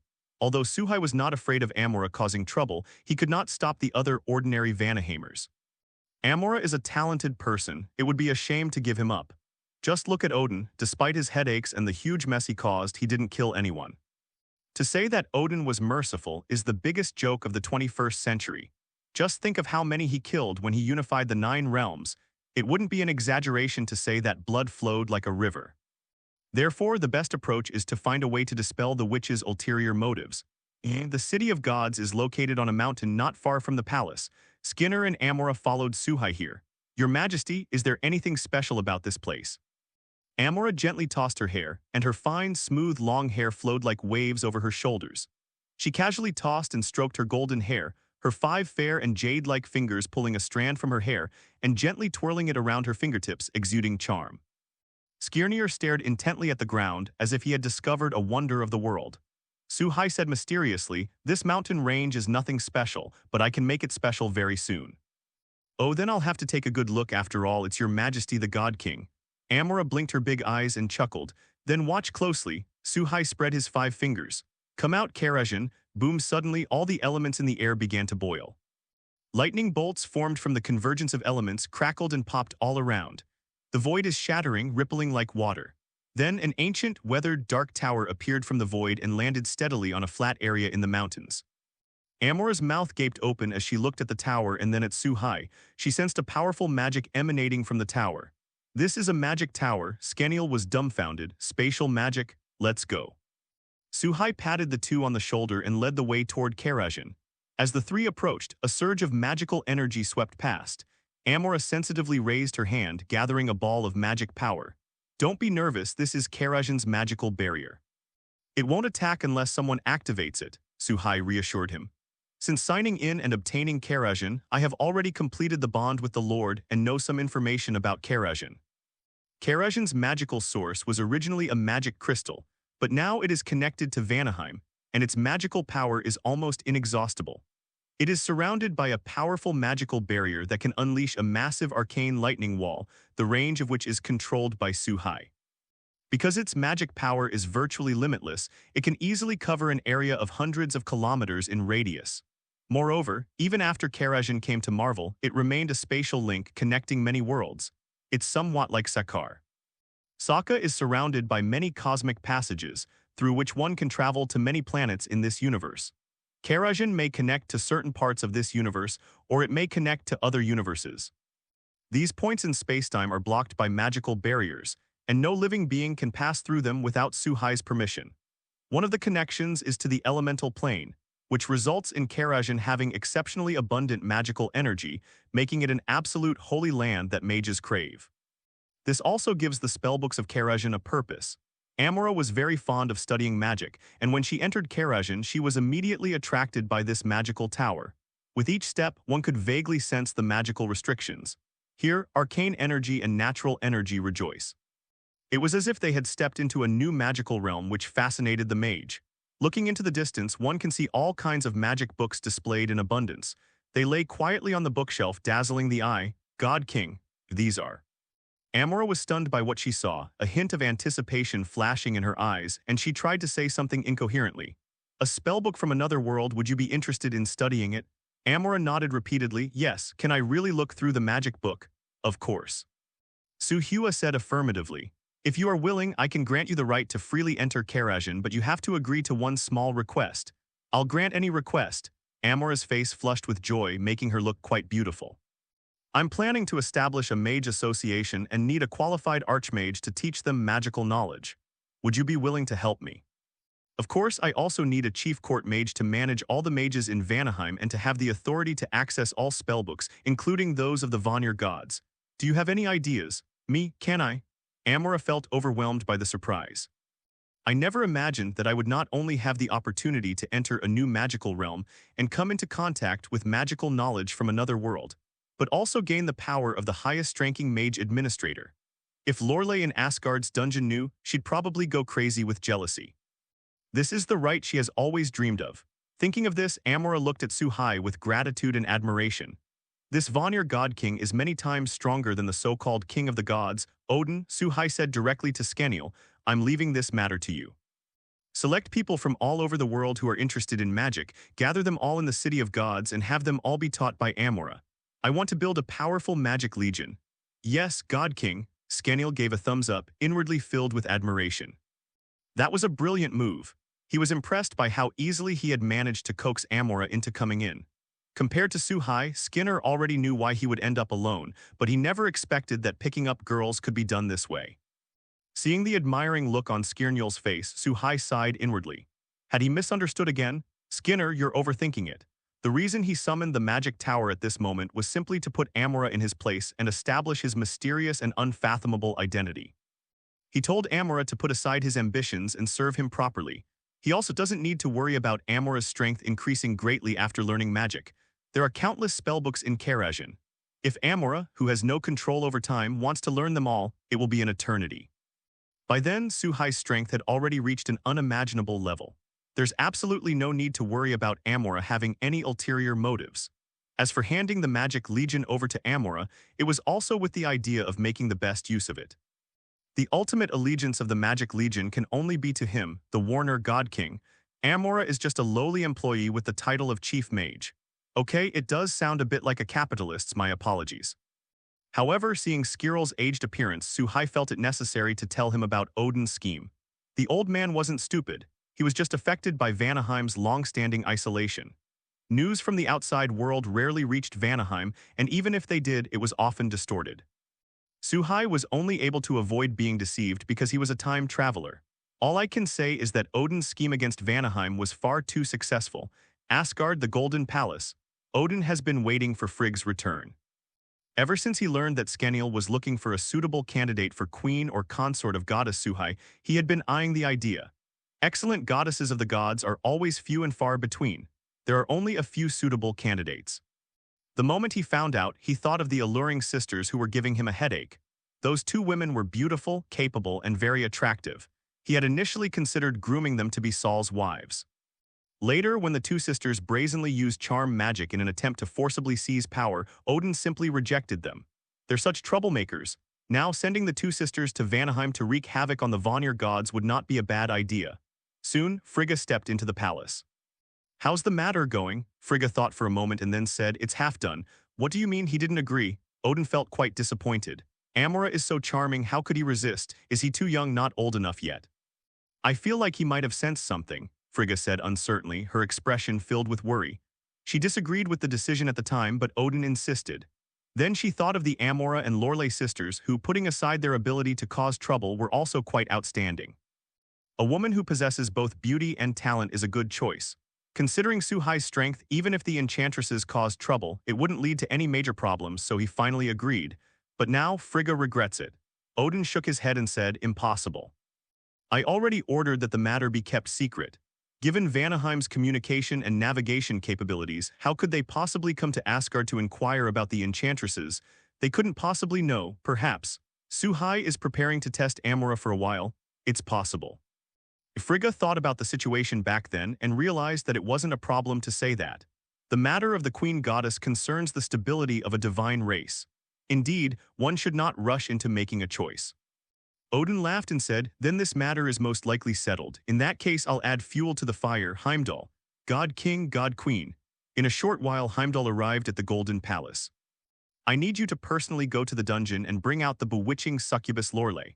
Tell her that her sister Amora has gone to Vanaheim to enjoy wealth and luxury, and if she is willing to go, you should send her there as well." Lurle's voice is so alluring that most people can't resist the temptation and would become her subordinates. Odin had no choice but to let the resolute Heimdall take action himself. Yes, God King, Heimdall wouldn't ask why. His loyalty to Odin was unwavering. After receiving the order, he was about to leave when Frigga called him back. "Heimdall, how is Thor doing now?" Heimdall glanced at Odin instinctively. "Tell me, that kid's been gone for days. Why hasn't he gained Mjolnir's approval yet?" Odin said, dissatisfied. He really didn't know what to do about Saul. Perhaps giving him Thor's hammer was the worst decision he ever made. Thor, who was perfectly fine, has been transformed into Hammer God. "Without the hammer, I lost my sense of security. This won't do." Hammer God is one thing, but he's also quite arrogant. Aside from fighting with hammers on the battlefield, they spent their time feasting and drinking at banquets, living a very enjoyable life. Then look at Suhai. He awakened the power of a god king at the age of 20. He first defeated the long-established Thor and gained the support of the people of Vanaheim by stepping on his body. He then almost unified the entire god race very smoothly, and then began to work hard for the future of the Vanaheim gods. "Do not covet fine wine and delicacies, nor be tempted by beautiful women. He speaks with ease and grace. Wisdom and force coexist. What a perfect god. Compared to him, Odin's son was simply no match for him."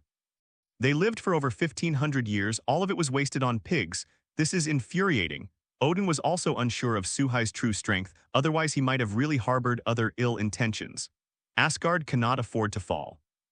Heimdall, after carefully considering his words, said, "After Thor went to Midgard, the first thing he did was run to Mjolnir, trying to regain his approval." Upon hearing this, Odin smiled with satisfaction. This is his son, he's still ambitious. Then Heimdall hesitated before saying, "After several unsuccessful attempts, Thor seems to have given up. He's currently drinking in a bar in the Midgard, and because he couldn't pay the bill, he was forced to clean." Odin's smile froze and a flame of rage within him tried to burst through his skull. "You be *****D, you unfilial son. Courtyard, a bar in New Mexico." With his hard-earned money in hand, Saul went to the bar, ordered the cheapest drink, and gulped it down. Thor was filled with anguish as he thought about what he had been through during this time. He took another big gulp. A bunch of evil Midgardians. So what if they're broke? Is it worth all this madness? Back when I was in Asgard, when did I ever pay a cent? Food and drink were all free. When I return to Asgard, I'll bury you all in money, you snobbish bastards. Even in battle, they swarm in, showing no martial ethics. "Come at me one by one if you dare. Cough, cough, cough." Thor muttered curses under his breath, then choked on his own. After recovering, he cursed again. "Bad wine is bad wine. When have I, the mighty Thor, son of Odin, the king of the gods, ever drunk such awful wine? They diluted it with so much water. Where is their conscience? Where is their morality? Damn be ****D. Once I get my hands on Mjolnir, I'll definitely drag out all of you heartless people and shock you 100 times. And Vanir god King Suhai, I'll remember you. If it weren't for you, how could I have ended up like this? Even Mjolnir doesn't recognize me anymore. Damn it, glug glug. Ah, that feels good, I'll drink you to death. In a seat next to Thor, a man in a suit with a receding hairline twitched slightly at the corner of his mouth, one hand on his ear, and whispered, "Boss, are you really sure this guy knows anything?" He talks about things from children's books all day long, like Mjolnir, Thor's hammer, Odin, the king of the gods. What's even more outrageous is that the legendary Vanir god king is called Suhai. Is there such a person in Norse mythology? Are you sure this isn't some Easterner who's just messing around? I've had enough. I strongly suggest contacting a mental hospital, he'd be perfect for that. The person on the other end of the call didn't reply immediately, as if they had been thinking about it for a long time. A moment later, a deep voice sounded. Wait a minute. He tried to pick up the hammer several times before, and judging from his heartbroken appearance, there can't be no problem. Continue to follow him and write down everything he says. We need to study it carefully. If necessary, you can help him solve some problems and try to get close to him without leaving a trace. All expenses will be reimbursed by the Bureau. Fine, you're in charge. After all, you're the boss. The man in the suit sighed helplessly, glanced at Saul who was drinking heartily, called over the bartender, replaced 2 large glasses of fine wine and came to Saul's side with a smile.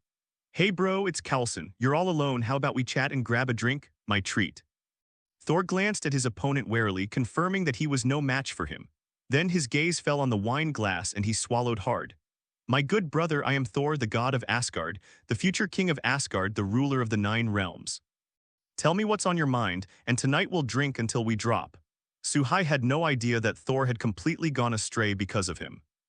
Because he was demoted to the mortal realm too early, Saul never had the chance to meet Jane, who came to Mexico to measure data. That hazy, fleeting romance was out of the question.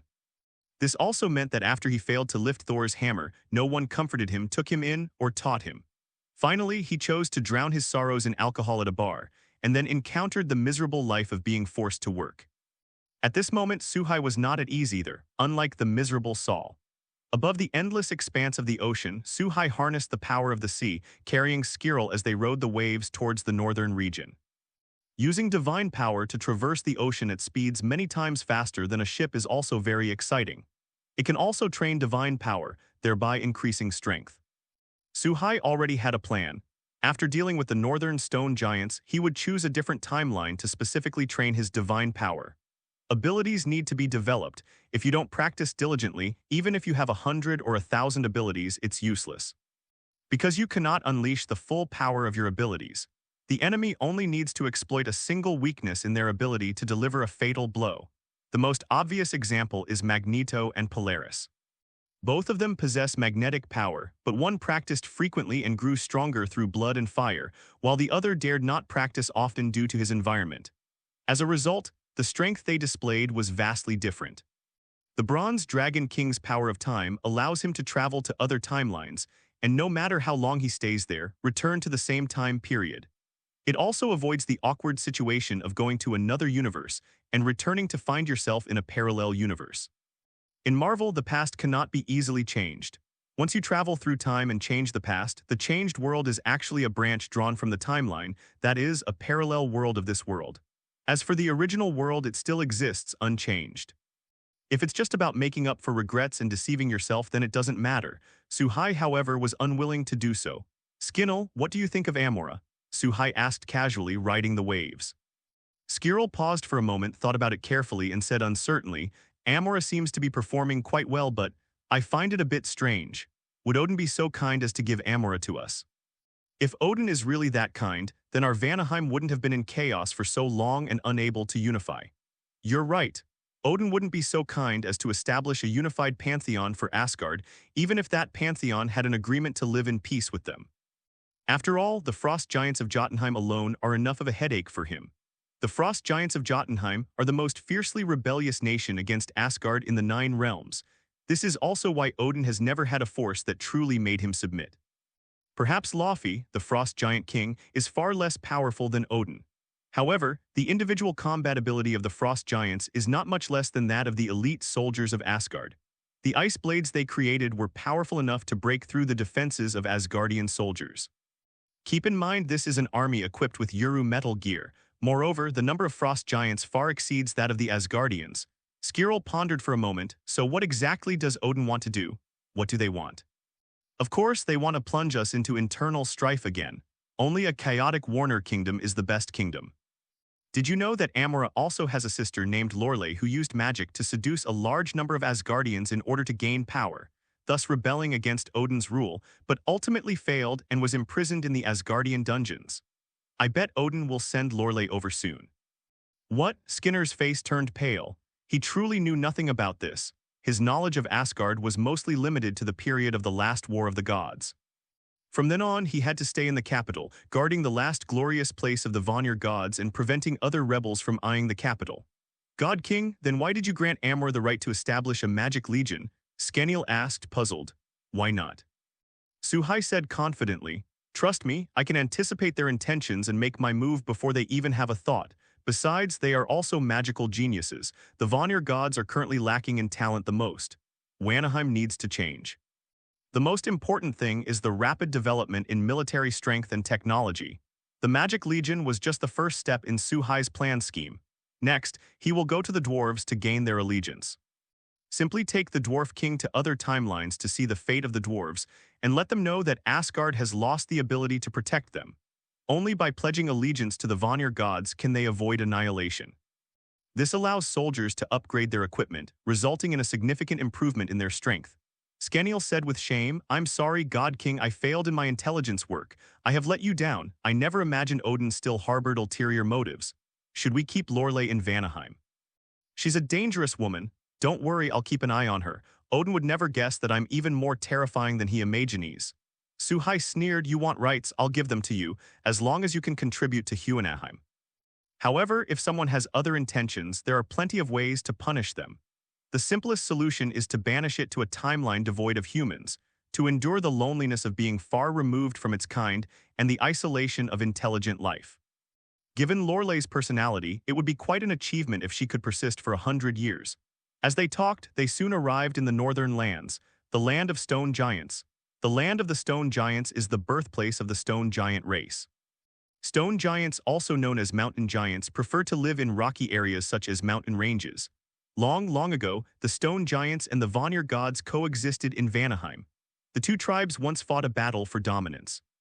The stone giants are quite powerful, with an average height of over 25 meters and a weight measured in tons. Both their defense and attack power are significantly stronger than those of ordinary Vanir gods. Their only drawback is that they are relatively slow. However, the stone giants lost the war and have been confined to the north ever since, because they lacked the most crucial factor that determined the course of the war, a God King level powerhouse. The fire giants had Surtur, the founding titan at its peak, as their leader, and the frost giants once had Ymir, the founding titan, which is why they were able to unify their kingdoms. And they arm wrestled with the Aesir gods. Lacking top-tier combat power, the stone giants could only become subordinate to the Vanir gods. He displayed remarkable strength when he fought alongside the Vanir against the Aesir. It wasn't until King Njord left that the stone giants re-established themselves in the north, and along with the Vanir people who lived there, became the strongest and largest separatist force. Hogun, one of the warriors 3 of Asgard, was born in the north. Skenier, lead the way, let's take down the stone giant's lair. God King, in this direction, Skeniel said respectfully.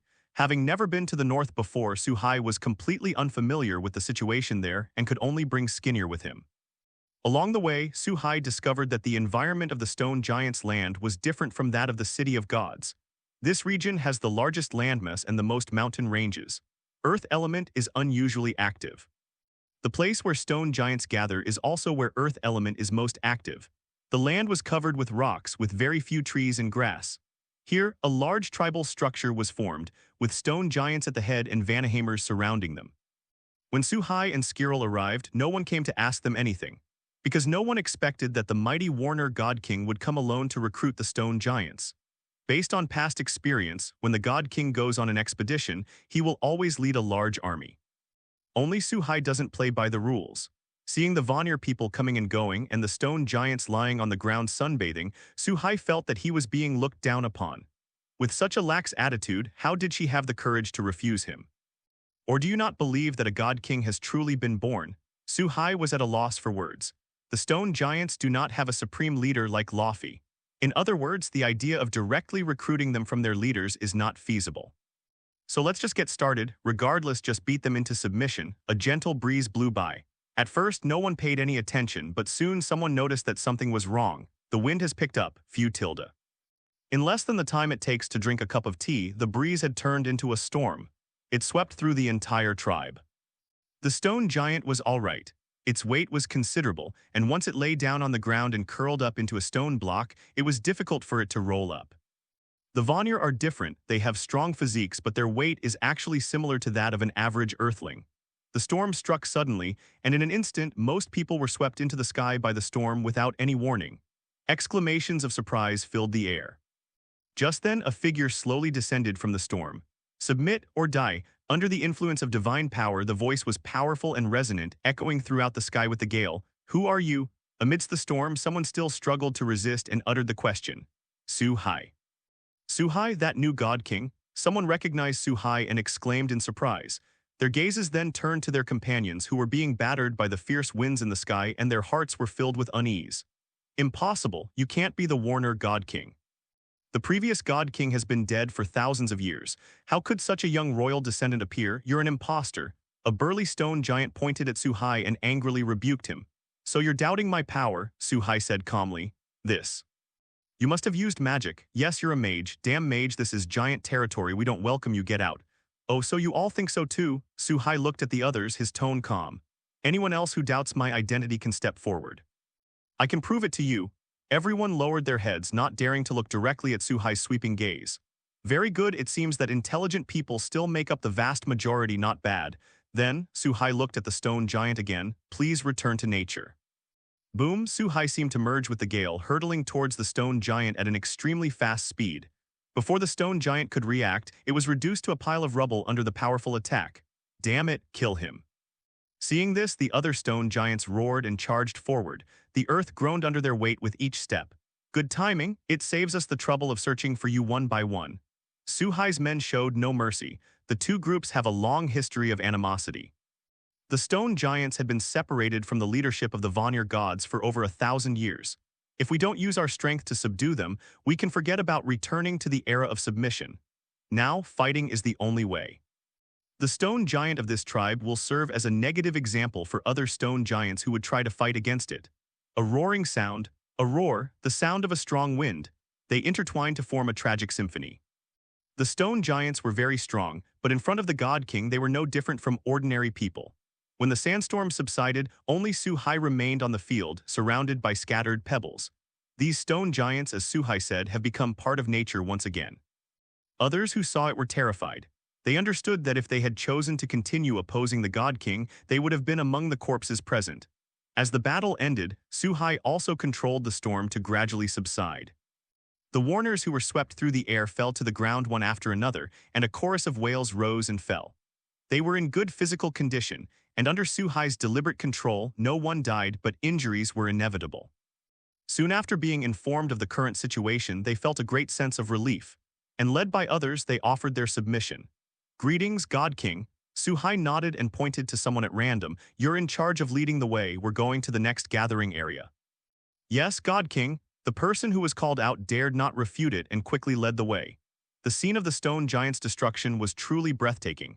That irresistible force and magnificent figure have already taken root in their minds. They had no desire to rebel against this new God King. This is exactly what Su-Hai wanted to achieve. By demonstrating absolute power to kill the stone giant, they made an example of him. As for whether this submission is genuine, he doesn't consider that much right now. As time goes by, they will know who they should be loyal to. Speaking of which, the land of the stone giants can be considered a special place, right? Su-Hai now tries to save his daily sign-in records as much as possible, because only by signing in at specific locations can the benefits be maximized. The place where the stone giant race was born could not be an ordinary place, so sign in now. Upon testing, the check-in location was identified as the land of the stone giants, and the similarity of related check-ins has increased. Congratulations, host, for signing in and obtaining the Earth's essence. The essence of the Earth contains unique vitality and immense energy. Simply place it on the Earth, and it will immediately hatch an Earth Elemental Lord representing the Earth. She is the ruler of Earth, dust, stone, and mountains, possessing the powerful ability to create and enhance all Earth elemental life, and this lord is absolutely loyal to her creator, host. Good, we've come at the perfect time. Suhai was overjoyed. His original plan was to subdue the stone giants of the entire northern lands by force. Now that we have this, we can come up with a different solution. Once the Earth Elemental Lord is summoned, it can be used to subdue the stone giants, saving both time and effort, and also adding an army of stone giants and a powerful Earth Elemental Lord to the Vanir. Next, we'll see how strong the elemental leader really is. If the Vanir can rival Thor, then the Vanir gods will be able to compete with the Aesir gods in terms of basic military strength. We arrived at the next tribe. Amidst the questioning gazes of the two, Suhai retrieved the Earth origin.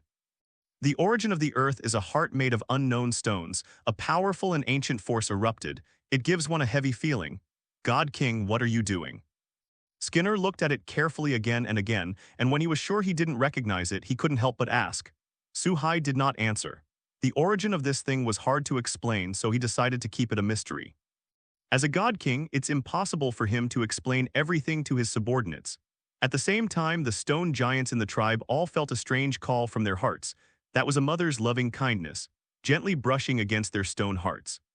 Following the call, groups of stone giants emerged and met Suhai and his companions. They completely ignored the presence of the others, staring intently at the source of the earth. From there, they felt a sense of oppression that came from the depths of their blood. An eerie atmosphere filled the air. God King, should we make a move? Scanil asked warily, gripping the hilt of his sword. No need, the stone giants' troubles are over. Amidst the puzzled gazes of both sides, Suhai tossed the Earth's origin onto the ground. The moment the source of the Earth touches the Earth, it instantly becomes one with the land. The Earth element in the air converged into a vortex-like airflow. A tremendous change has occurred on Earth. Rumble, at this moment, the entire northern region could feel the strong tremors. The Earth is cracking. In the open space between the two sides, a huge mound of earth was erected. Then suddenly a pair of giant hands made of rock broke through the mound of earth. Then the other hand also squeezed out. These hands, just the size of the palms alone, are larger than those of an ordinary stone giant. It's hard to imagine how enormous the body hidden underground must be. Next, a head the size of a two-story building struggled to emerge from the mound of earth. His head was like a giant ball, and the proportions of his facial features were much more exaggerated than those of an average person. It can be vaguely discerned from the densely packed rock-formed face. This Earth Elemental leader is a female stone giant. The stone giants have begun to stir. They were puzzled by the origins of the Earth Elemental leader. The other side had a similar appearance to them, but their bodies were much larger and their strength was much greater. Their immense power and aura made them instinctively want to submit. Is he our king? Stone giants are generally not very intelligent. When faced with an Earth Elemental leader whose energy and appearance are similar to their own, they have already regarded the other as one of their own powerful kind. At that very moment, the Earth Elemental leader had completely shattered the Earth. Its towering height of tens of meters inspires awe. By the God King, is this the king of stone giants? He's enormous. Skinner and the other Warner stared wide-eyed. They had subconsciously come to believe that the other was a real stone giant. After all, the two looked too similar. Just when Skinner thought this was going to be a fierce battle, what happened next made their hearts leap into their throats. Then the stone elemental lord knelt down in the direction of Suhai. A deafening sound echoed. Homage to the great creator. What the hell? The God King is the creator of the stone giant king. Skinner was so surprised he couldn't speak. Could it be the stone heart from earlier? The sheer awe one feels at the thought that a terrifying, colossal stone giant could be created so easily is beyond words. Skinner's awe of Suhai grew deeper and deeper. If the day of divine awakening was his way of congratulating the birth of the king of Vanaheim, then, now, he is convinced by Suhai himself. Even if Suhai ordered him to commit suicide, Skirnil would do it without hesitation. He firmly believed that this behavior was absolutely right. Let's not talk about the changes in Skinner. Those foolish stone giants unknowingly fell into a vicious cycle of thought. The king of the stone giants was created by the man before you, and what about them? Could it have been created by the other party as well? The creator of the stone giants has appeared. The idea was so terrifying that they couldn't tell if it was true or not. Seeing the stone giants whispering to each other, Suhai knew that the plan was already half successful. The stone giants would certainly not question the authenticity of the Earth Elemental leader. Because they are creatures born from the very origin of the Earth, sharing the same roots as the elemental leaders. Suhai manipulated the wind to fly into the air, looking down at the Earth Elemental leader and saying, "From this day forward your name is Sira." "Thank you, great creator, for giving me this name." Sira lowered her obese body with difficulty, and this small movement caused the Earth to groan. "Go, Sira, go see your children. They seem to have some misunderstanding about me. You know what to do." "I will make them loyal to you as I am to you," Sira replied firmly. Suhai trusted Sira a lot. If any stone giant dares to object, Sira will definitely take care of him. It's just a mere stone giant. Sira possesses the ability to create and bestow earth elemental giants, whose strength is often related to the strength of the materials that make up their bodies. If we kill the stone giant, we can simply use its remains to create a brand new giant. It could be said that Sira's abilities turn the stone giants into consumable recyclables. If Vanaheim were to wage war in the future, the stone giants would be the best vanguard, bringing despair to the enemy. Moreover, Suhai had a rough estimate of Sira's strength. Stronger than Thor, the god of hammers, Hulk. Because of Sira's immobility due to her physical body, she might be weaker than an awakened Thor with a hammer. But it's already a pretty good fighting force.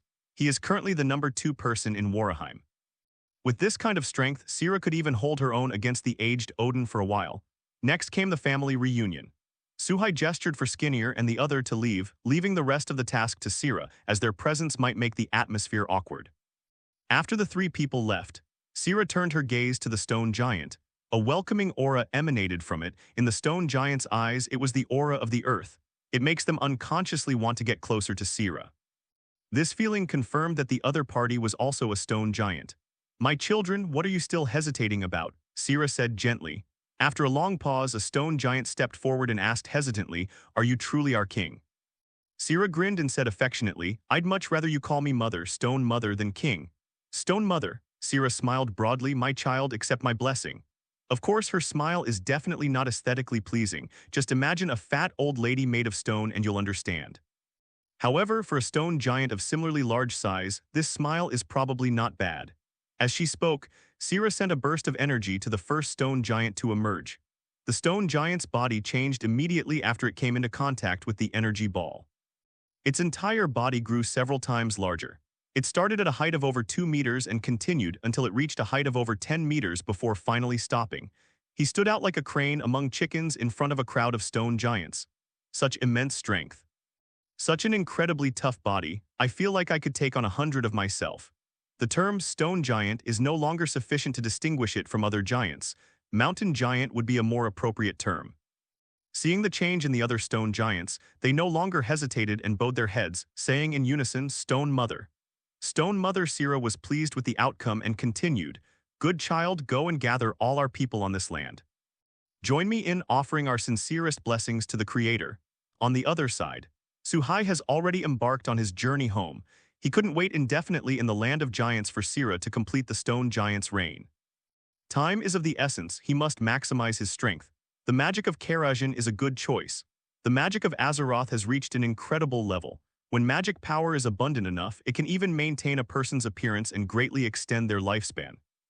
Moreover, Suhai also wanted to learn the teleportation magic inside. The legendary mage Medivh once used teleportation magic to travel between stars, and also kept a portal open for large armies to teleport together for extended periods. Until new teleportation abilities are obtained, the teleportation magic in Kerajin must be mastered. Forbidden spells related to the soul also need to be learned. On Earth, there exists another group of sorcerers called Camertage. The leader was the Ancient One who was known as the Sorcerer Supreme. Her true strength is probably no weaker than Odin's. Not everyone can steal the power of the dark dimension and live a carefree life for hundreds of years without being corrupted or polluted by it.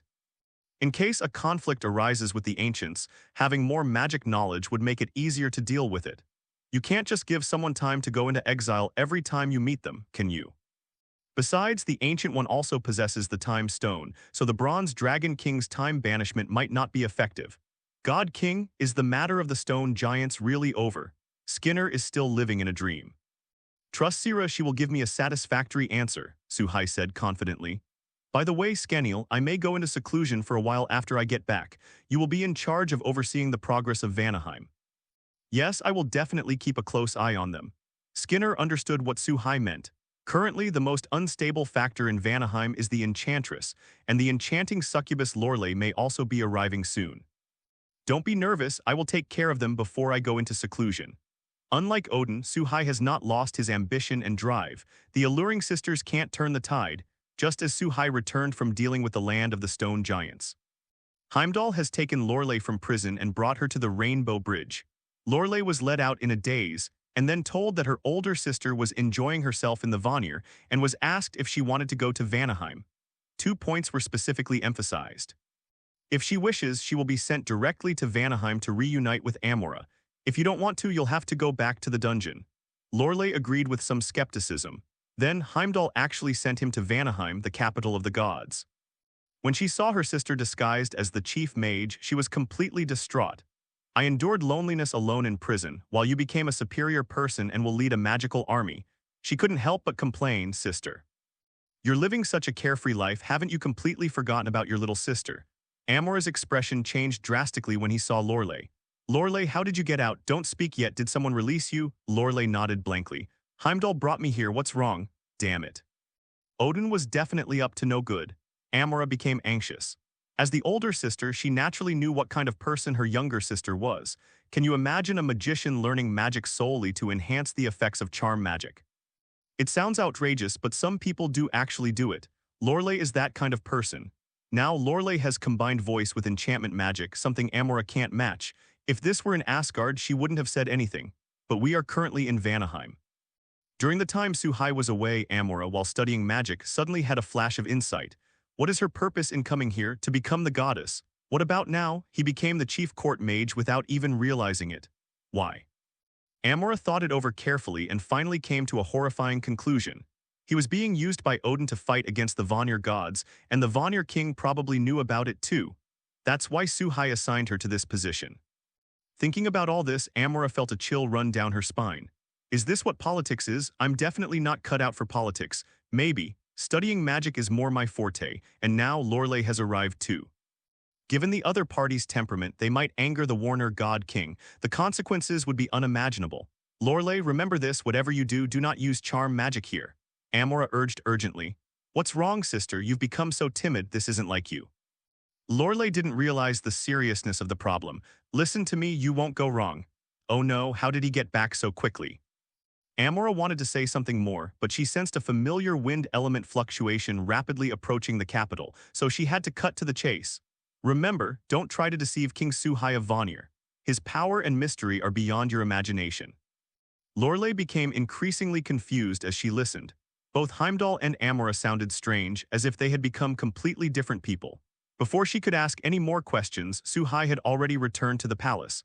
I spotted Amora and Lurle at a glance. Skinner also saw the two of them. His expression changed slightly, and he glanced at Suhai without leaving a trace. After receiving a signal from Suhai to leave, he nodded and turned to leave. But as he left, he gripped the hilt of his sword tightly. Feeling guilty for being used by Odin, Suhai felt his anger towards Odin surged. I wish I could poke 2 holes in Odin. He almost became a sinner of the Vanir gods, and this grudge must be avenged. Suhai's expression remained unchanged as he approached Amora as usual. Your Majesty, is things not going well? Should we mobilize the army to conquer the stone giants of the north? Amora thought things had gone wrong when she saw Suhai return so quickly. No need. The stone giants will soon integrate into the divine kingdom and become my most loyal soldiers, Suhai said while looking Lurle up and down. This infamous enchanting succubus's appearance was indeed just as I had known before I transmigrated. She absolutely lived up to the title of femme fatale. Upon hearing this, Amora was filled with turmoil. How long has it been since we arrived in the north? If you calculate the departure time, it's less than a day. In such a short time, those single-minded stone giants actually gave up. It sounds like they are extremely loyal to Suhai. How did you do that? Amora felt increasingly that Suhai was mysterious and unpredictable. That's something you can't feel with Odin. She noticed Suhai's gaze and glared anxiously at Lurle. Lurle had initially developed a great interest in Suhai. Warner God King, that's a high-ranking official who's on par with Odin. The other person is so young and handsome. He was practically her Prince Charming. As she was considering whether to use her charm, Amora warned her again, and after hesitating for a while, she finally chose to give up. Suhai looked at Amora with a half-smile, receiving an awkward but polite smile in return. Amora, is this your sister Lurle? She's very beautiful. Lurle was about to say something when Amora quickly interrupted her. Lurle wanted to help me after hearing that I had arrived in Vanaheim, but I did not agree without your permission. Lurle was even more confused. Good grief, are they not letting me speak? My sister's reaction was way too much. Is there something wrong with it? Lurle wasn't stupid. Combined with the series of strange events, she vaguely realized that there might really be a big problem. It may also be directly related to her. So she simply put on a smile, adopted the most formal court etiquette, and presented herself as an elegant noblewoman. After a moment's thought, Suhai realized that Amora had already seen through Odin's scheme and had chosen to stand on his side. If that's the case, then the matter is easy to resolve. Amora will handle Lurle's problem, so Suhai said, since Lurle wants to help you, that's fine, let her be your deputy. Also, when you have time, bring me all the magic books related to mind and teleportation. I need them, I understand, I will pack it up and send it to you as soon as possible. After explaining the situation, Suhai left immediately. Amora glanced around and quickly pulled Lurle away. He secretly thought to himself that was close. Facing the mysterious and powerful Suhai, Amora felt no less pressure than when facing Odin directly. The latter was merely an aged god-king who could pass away at any moment. The former, however, is a rising star radiating stunning brilliance, back inside. Suhai went to the mirror and looked at himself. The man in the mirror was still as handsome as ever, his well-defined muscles giving him a masculine air. Without a doubt, he is a handsome man of the same caliber as Daniel Wu, Edison Chen, Yu Yan, and the readers. Perhaps she hasn't reached the point of falling madly in love with him at first sight, but she certainly wouldn't be so afraid of him. However, both Skynel and Amora have recently developed a great deal of awe towards him. It seems this is the inevitable result of power and strength, Suhai chuckled. As long as he remains in this position, it's estimated that he'll find it very difficult to return to being an ordinary person in his lifetime. He has no regrets. Having come to Marvel, he should strive to achieve something.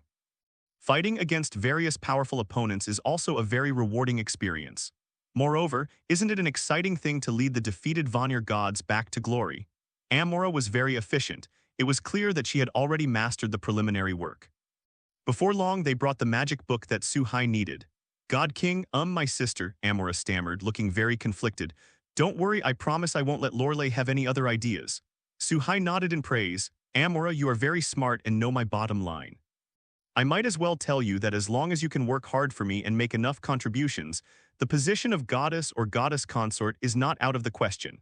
My goddess queen and divine consort don't need mere pretty faces. Just knowing charm magic won't ever meet my requirements, do you understand? Amora's heart stirred, and she smiled charmingly, saying, I understand. I will tell Lurle your request and prove to you over time that I, Amora, am no less capable than anyone else.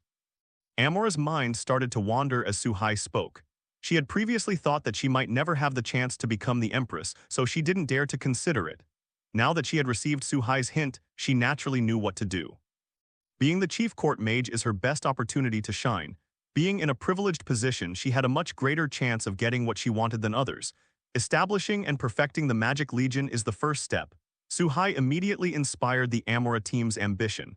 Amora left satisfied. Suhai also began to look through the magic book, and that's when he realized. Not only were the collections of Kerajin and the Vanir gods sent over, but even the magic of the Aesir gods was extracted and sent by Amora. If Odin found out, he'd probably start cursing again. Here, knowledge of teleportation and mind magic alone fills one corner. This shows that every outstanding mage is also a qualified academic high achiever and researcher. The sheer number of books one reads and the complexity of the knowledge one acquires throughout one's life would put even students from ancient Eastern countries to shame. Ancient languages, magical languages, or complex mathematical formulas and world-class mathematical problems are all things that mages need to learn. The magic of Azeroth requires mages to master alchemy related to chemistry and physics, as well as the deep energy composition of the universe. The breadth and depth of its coverage are astonishing. Therefore, if you're a poor student and don't have amazing luck or magical talent, you shouldn't study magic. It's not something an ordinary person can master. These are Suhai's impressions after briefly reading the magic book. Luckily, he's cheating. The power of the God King not only gave him strength comparable to Odin, but also enhanced his brain, making his memory reach an unbelievable level. After reading the magic book once, I memorized it and could study it step by step at any time. But it still needs time. Suhai sighed. Right now, what he lacks most is time. It is imperative to travel to other timelines to hone our skills. Suhai immediately activated his time access permission, attempting to find a suitable timeline within the River of Time. But at this moment, Suhai suddenly encountered a problem. He found a line without any trouble and was just about to set off when a cloud-shaped object appeared in front of him. If it's not Helios, then what is it, it seems? The timeline to the parallel universe was blocked a long time ago by Helios, who was controlled by Kang. All the problems have come full circle. To hone your strength, you need to spend a lot of time. To have a lot of time, you need to travel along the timeline to other universes. After all, he doesn't have the ability to travel between dimensions, but Ilios blocked the timeline. Defeating Ilios requires powerful mental strength. Mastering the power of the mind requires a significant amount of time. Wow, it's become a perfect closed loop. Suhai thought about it carefully for a while. Since we cannot travel to other universes, we can only start with this timeline. The solution he could think of was to travel to the past of this timeline, find a remote place where there would be no people, and not affect the overall development of the timeline. Got it. Go back to the past. To travel to Vanaheim 1,000 years ago, all he had to do was create a freely movable space in the depths of the ocean. Wouldn't that be enough? At that time, the Vanir gods had no god-king, so it was impossible for anyone to discover him. Heimdall wouldn't go out of his way to see what's beneath the ocean. Just observing the events in the universe is enough to keep him busy. Moreover, this method has another advantage. It not only allows him to practice magic and become familiar with his abilities, but also continuously enhances his god-king power. The sign-in system can still be used. With time, even if things don't go well, you can still get some good items. Perfect. Suhai once again plunged into the timeline, traveling upstream along the river, and found the point in time he wanted in the ever-flowing river. He plunged in head first. Arriving at the depths of the Vanaheim Ocean, they used their divine power to create a vast space and continuously draw oxygen from the seawater. Then began a long period of practice. Time slips away quietly. In the eyes of others, Suhai had locked himself in the palace in seclusion and might not even come out once a day. Although Suhai rarely makes public appearances, significant changes have still taken place in Vanaheim. The carefully selected reserve members of the Magic Legion from all over the country have begun learning magic on a large scale in the capital. In the past, they lacked the talent to learn magic due to their bloodline. Now, with Kerajin, learning magic has become possible. Every day, you can see a large group of mage apprentices practicing magic. Not only that, under Skinniel's command, the traditional army's soldiers also began to recruit and expand their forces on a large scale and underwent rigorous military training. The entire capital city of gods has shaken off its past decadence and become vibrant again. At the same time, the residents of the city of gods also discovered that stone giants from the north were settling in the nearby mountains under the guidance of soldiers. Contrary to the legendary image of a violent and ferocious creature, the stone giant behaved more obediently than his own pet. Yes, it's much, much bigger than the rumors said. A mountain giant, tens of meters tall, what a terrifying war machine. In discussions about the giants, the words Stone Mother and God King appeared most frequently. People become exceptionally devout whenever these two names are mentioned. The people of the capital were greatly surprised. The stone giant actually submitted completely. The new God King is amazing. They accomplished something that no God King had ever done before so easily. In contrast to the harmony among the residents of the City of Gods, another race of gods could not sit still. These past few days, Odin has been hearing bad news every day. Thor in Midgard never considered taking Mjolnir again, having lost himself in the mortal bar. Even if Odin wanted to let it go, he wouldn't have the chance. The only somewhat comforting thing is that Thor seems to have a mortal friend. Perhaps Thor will be able to lift the hammer soon, but the biggest problem isn't in Saul but in Vanaheim. Odin felt a lump in his throat as he recalled Heimdall's report. Who would believe that the Amora and Lurle sisters who were labeled as terrorists didn't cause any trouble? And he actually started teaching his apprentices properly. Every day is spent either researching new magic or training the magic legions of the Vanir gods. What is this? Is he turning his back on his own side? You too, as Asgardians, are causing chaos in your home, disrupting Asgard's peace for even a day. In other people's homes, she is virtuous and kind, as well-behaved as a girl next door. What makes Asgard inferior to Vanaheim? I, Odin, am no less inferior to Suhai. Odin couldn't understand the actions of the enchantresses and couldn't figure out where he fell short. Is it because you think I'm too old? Or because I'm not as handsome as Suhai? Why would someone abandon the king of gods to try and please a 20-year-old? He wanted them to cause a ruckus in Vanaheim, not to cultivate talent for them. The other problem is even more troublesome. The stone giants announced that they will all be integrated into the Vanir gods. The news was like a bolt from the blue. Odin could hardly believe his ears. In addition, the stone giants also had a king they had never heard of before, the stone mother Sira. According to Heimdall, Sira's power is strange. It can enhance the power of stone giants, something even Surtur and Laufey couldn't do. He himself was also very powerful, and Heimdall could feel a powerful energy aura. In other words, Vanaheim accomplished in just a few days what would have been possible in hundreds or even thousands of years. Their overall strength has risen to a level that even Odin fears. Does Asgard still possess absolute power to suppress any opponent? Odin panicked and his faith began to waver. At this rate of advancement, the Vanir gods probably wouldn't even need him to die. They'd be able to dethrone him immediately. What to do? He couldn't bear the thought of that day coming. However, he also lacked the courage to wage war against Vanaheim. He's old. War requires energetic young people to be competent, however. Thor lingers in the Midgard bar, unsure when he'll be able to pick up his hammer again, and wondering how long it will take for him to awaken the power of Thor. Loki, on the other hand, is not of Asgardian blood. If the other side knew that he was of frost giant blood, who knows what kind of trouble would arise?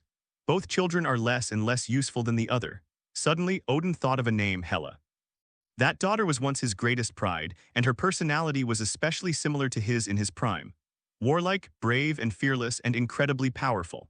However, Odin grew old and no longer wanted to wage war, which went against Hela's extreme warlike nature. In addition, Hela often publicly contradicts him and has the idea of leading her loyal army to conquer beyond the 9 realms. Odin was forced to seal it away and slaughter Hela's loyal army. In their efforts to defeat Hela, Asgard's most powerful and elite force, the Valkyrie Legion, was completely annihilated. After this incident, Asgard's strength was reduced by half. The cost was so great that Odin felt heartbroken every time he thought about it. It was from that point that Asgard inevitably began its decline. However, if things really reach a point of no return, releasing Hela to deal with Vanaheim's military might be something we can consider. At this moment, Odin, under pressure from Vanaheim, was already considering abandoning his original plan. The way Vanaheim is constantly preparing its troops is something we can't afford to be wary of. War may be imminent. Congratulations, host, on obtaining the Trident of Neptune. Congratulations, host, for signing in and gaining Tomcat's mouse-catching experience. Congratulations, host, for signing in and receiving the designated bad luck charm. Congratulations, host, for acquiring Grey Wolf's frog cooking skills. Congratulations, host, you have obtained the max-level Holy Light spell from Gandalf the Grey. Congratulations, host, you have obtained the Dragon Talisman of the 12 Talismans. 10 days have passed in Vanaheim, but for Suhai, it has been 10 years. 10 years of living in the deep sea, honing his skills day after day, and learning magic. Suhai finally couldn't bear the endless loneliness. After learning and mastering teleportation magic, he destroyed the protective shield and returned to the original timeline. For the past 10 years, Suhai has returned to the City of Gods once a year. But that feeling of loneliness alone is enough to drive anyone crazy. Suhai even felt that he had developed thalassophobia. Despite having mastered the power of the ocean, he actually felt uncomfortable with it. If I told you, probably no one would believe me, but that's just how it is. He was not a primordial deity from mythology. He was born in the ocean and was accustomed to solitude. Before becoming the God King, he was just an ordinary human being with emotions and desires. If you live alone in the dark depths of the sea for 10 years after being separated from the crowd, it would be a miracle if you didn't become withdrawn. Over the past 10 years, the rewards Suhai received for signing in weren't particularly good. The best items were the divine weapon Neptune's trident and the 12 talismans. The Trident of Neptune, originating from Atlantis in the DC universe, is golden in color and indestructible. Perhaps due to the power of the ocean, Suhai was still able to wield the power of the trident even without the bloodline of the Atlantean royal family. After the experiment, Neptune's trident was set aside. Well, for Suhai it was of little use, just an added bonus. His own power is comparable to that of Aquaman, who is a supreme god, and wielding the trident does not amplify his abilities. He prefers to improve his own abilities rather than external things. External things can be lost, but abilities truly belong to oneself. As for the 12 talismans, they are special magical items from a certain dragon adventure story, and also the source power of Shendu. The 12 talismans represent the 12 zodiac animals and can grant the host superpowers such as turning stillness into movement, immense strength, Yin-yang balance, super speed, energy bursts, invisibility, regeneration, astral projection, shapeshifting, levitation, immortality, and electric eyes. Some of them are rather useless, while others are quite practical. The combination of the horse talisman's healing power and the dog talisman's immortality greatly protected Suhai's life. Wolverine's regenerative abilities pale in comparison to the combined effects of these two factors. Only sealing, or more advanced reality-altering abilities and spells can pose a threat to him. The Ox Talisman possesses immense power, and after being blessed by Suhai, its power increased several times over. Now, without divine intervention, he can arm wrestle with the Hulk using only his physical strength. Once imbued with divine power, it would probably leave Hulk with psychological trauma. The Rabbit Talisman's super speed is also impressive, granting Suhai supersonic attack capabilities.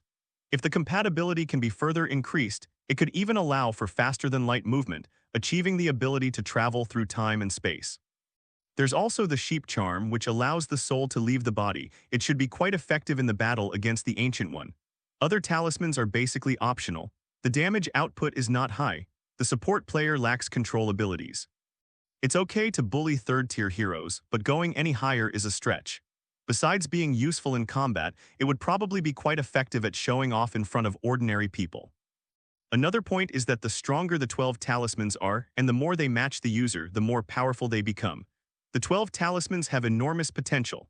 Now Suhai is able to use the power of the God King skillfully. With the addition of the 12 talismans, Suhai was confident that he could fight Odin to a draw even without using the power of time. Moreover, he will be the one to win in the end. Odin is old, and his physical defenses are almost on par with Thor's. Furthermore, apart from Hela, the Aesir are not particularly skilled in healing. In high-intensity combat, the longer the battle lasts, the more injuries one sustains and the weaker one becomes. With the help of the horse and dog talismans, Suhai will only become stronger and stronger in battle. In terms of magic, he has also achieved a very high level of proficiency in teleportation magic and mind magic. As long as suitable magical materials can be found, it is possible to create interdimensional portals between two planets, achieving Legion-level interstellar teleportation. While the portal wasn't as convenient as the Rainbow Bridge, it was a giant leap forward for Vanaheim. The two sides are no longer far apart in terms of the ability to project troops over long distances. Overall, with the addition of the enhanced stone giants, the Vanir gods now possess basic combat capabilities on par with Asgard, and they can easily bring in the dwarves to address equipment issues. In terms of mid to high-end combat power, with the addition of the Stone Mother Sira, the two sides are almost evenly matched. Now Suhai has another issue to consider. Rainbow Bridge, this is a super powerful artifact that can boost your star rating. If Odin feels powerless to deal with the increasingly powerful Vanir, he might actually use the Bifrost to destroy them. Suhai doesn't need to worry about his safety, but not in Vanaheim. Under the attack of the Rainbow Bridge, the entire Vanir race will become history. Suhai's divine power will also be greatly weakened due to the destruction of Vanaheim. Therefore, we must find a way to prevent this day from coming. Alternatively, Suhai could teleport into Asgard alone and destroy the Rainbow Bridge. Alternatively, we need to find a way to defend against the Rainbow Bridge's attack. The former requires the coordinates of Asgard, but it's only a temporary solution. The Rainbow Bridge can be repaired. The latter requires signing in to gain new abilities or skills. Before that, patience is essential. Suhai had the patience. Since he could live as an ordinary person in Vanaheim, a land teeming with gods, for 20 years, what difficulty was there in taking that long? He also believed that the balance of power between the Vanir and Aesir gods would soon be reversed. After all, who could have believed that the Vanir gods would return to their peak in just 1 month?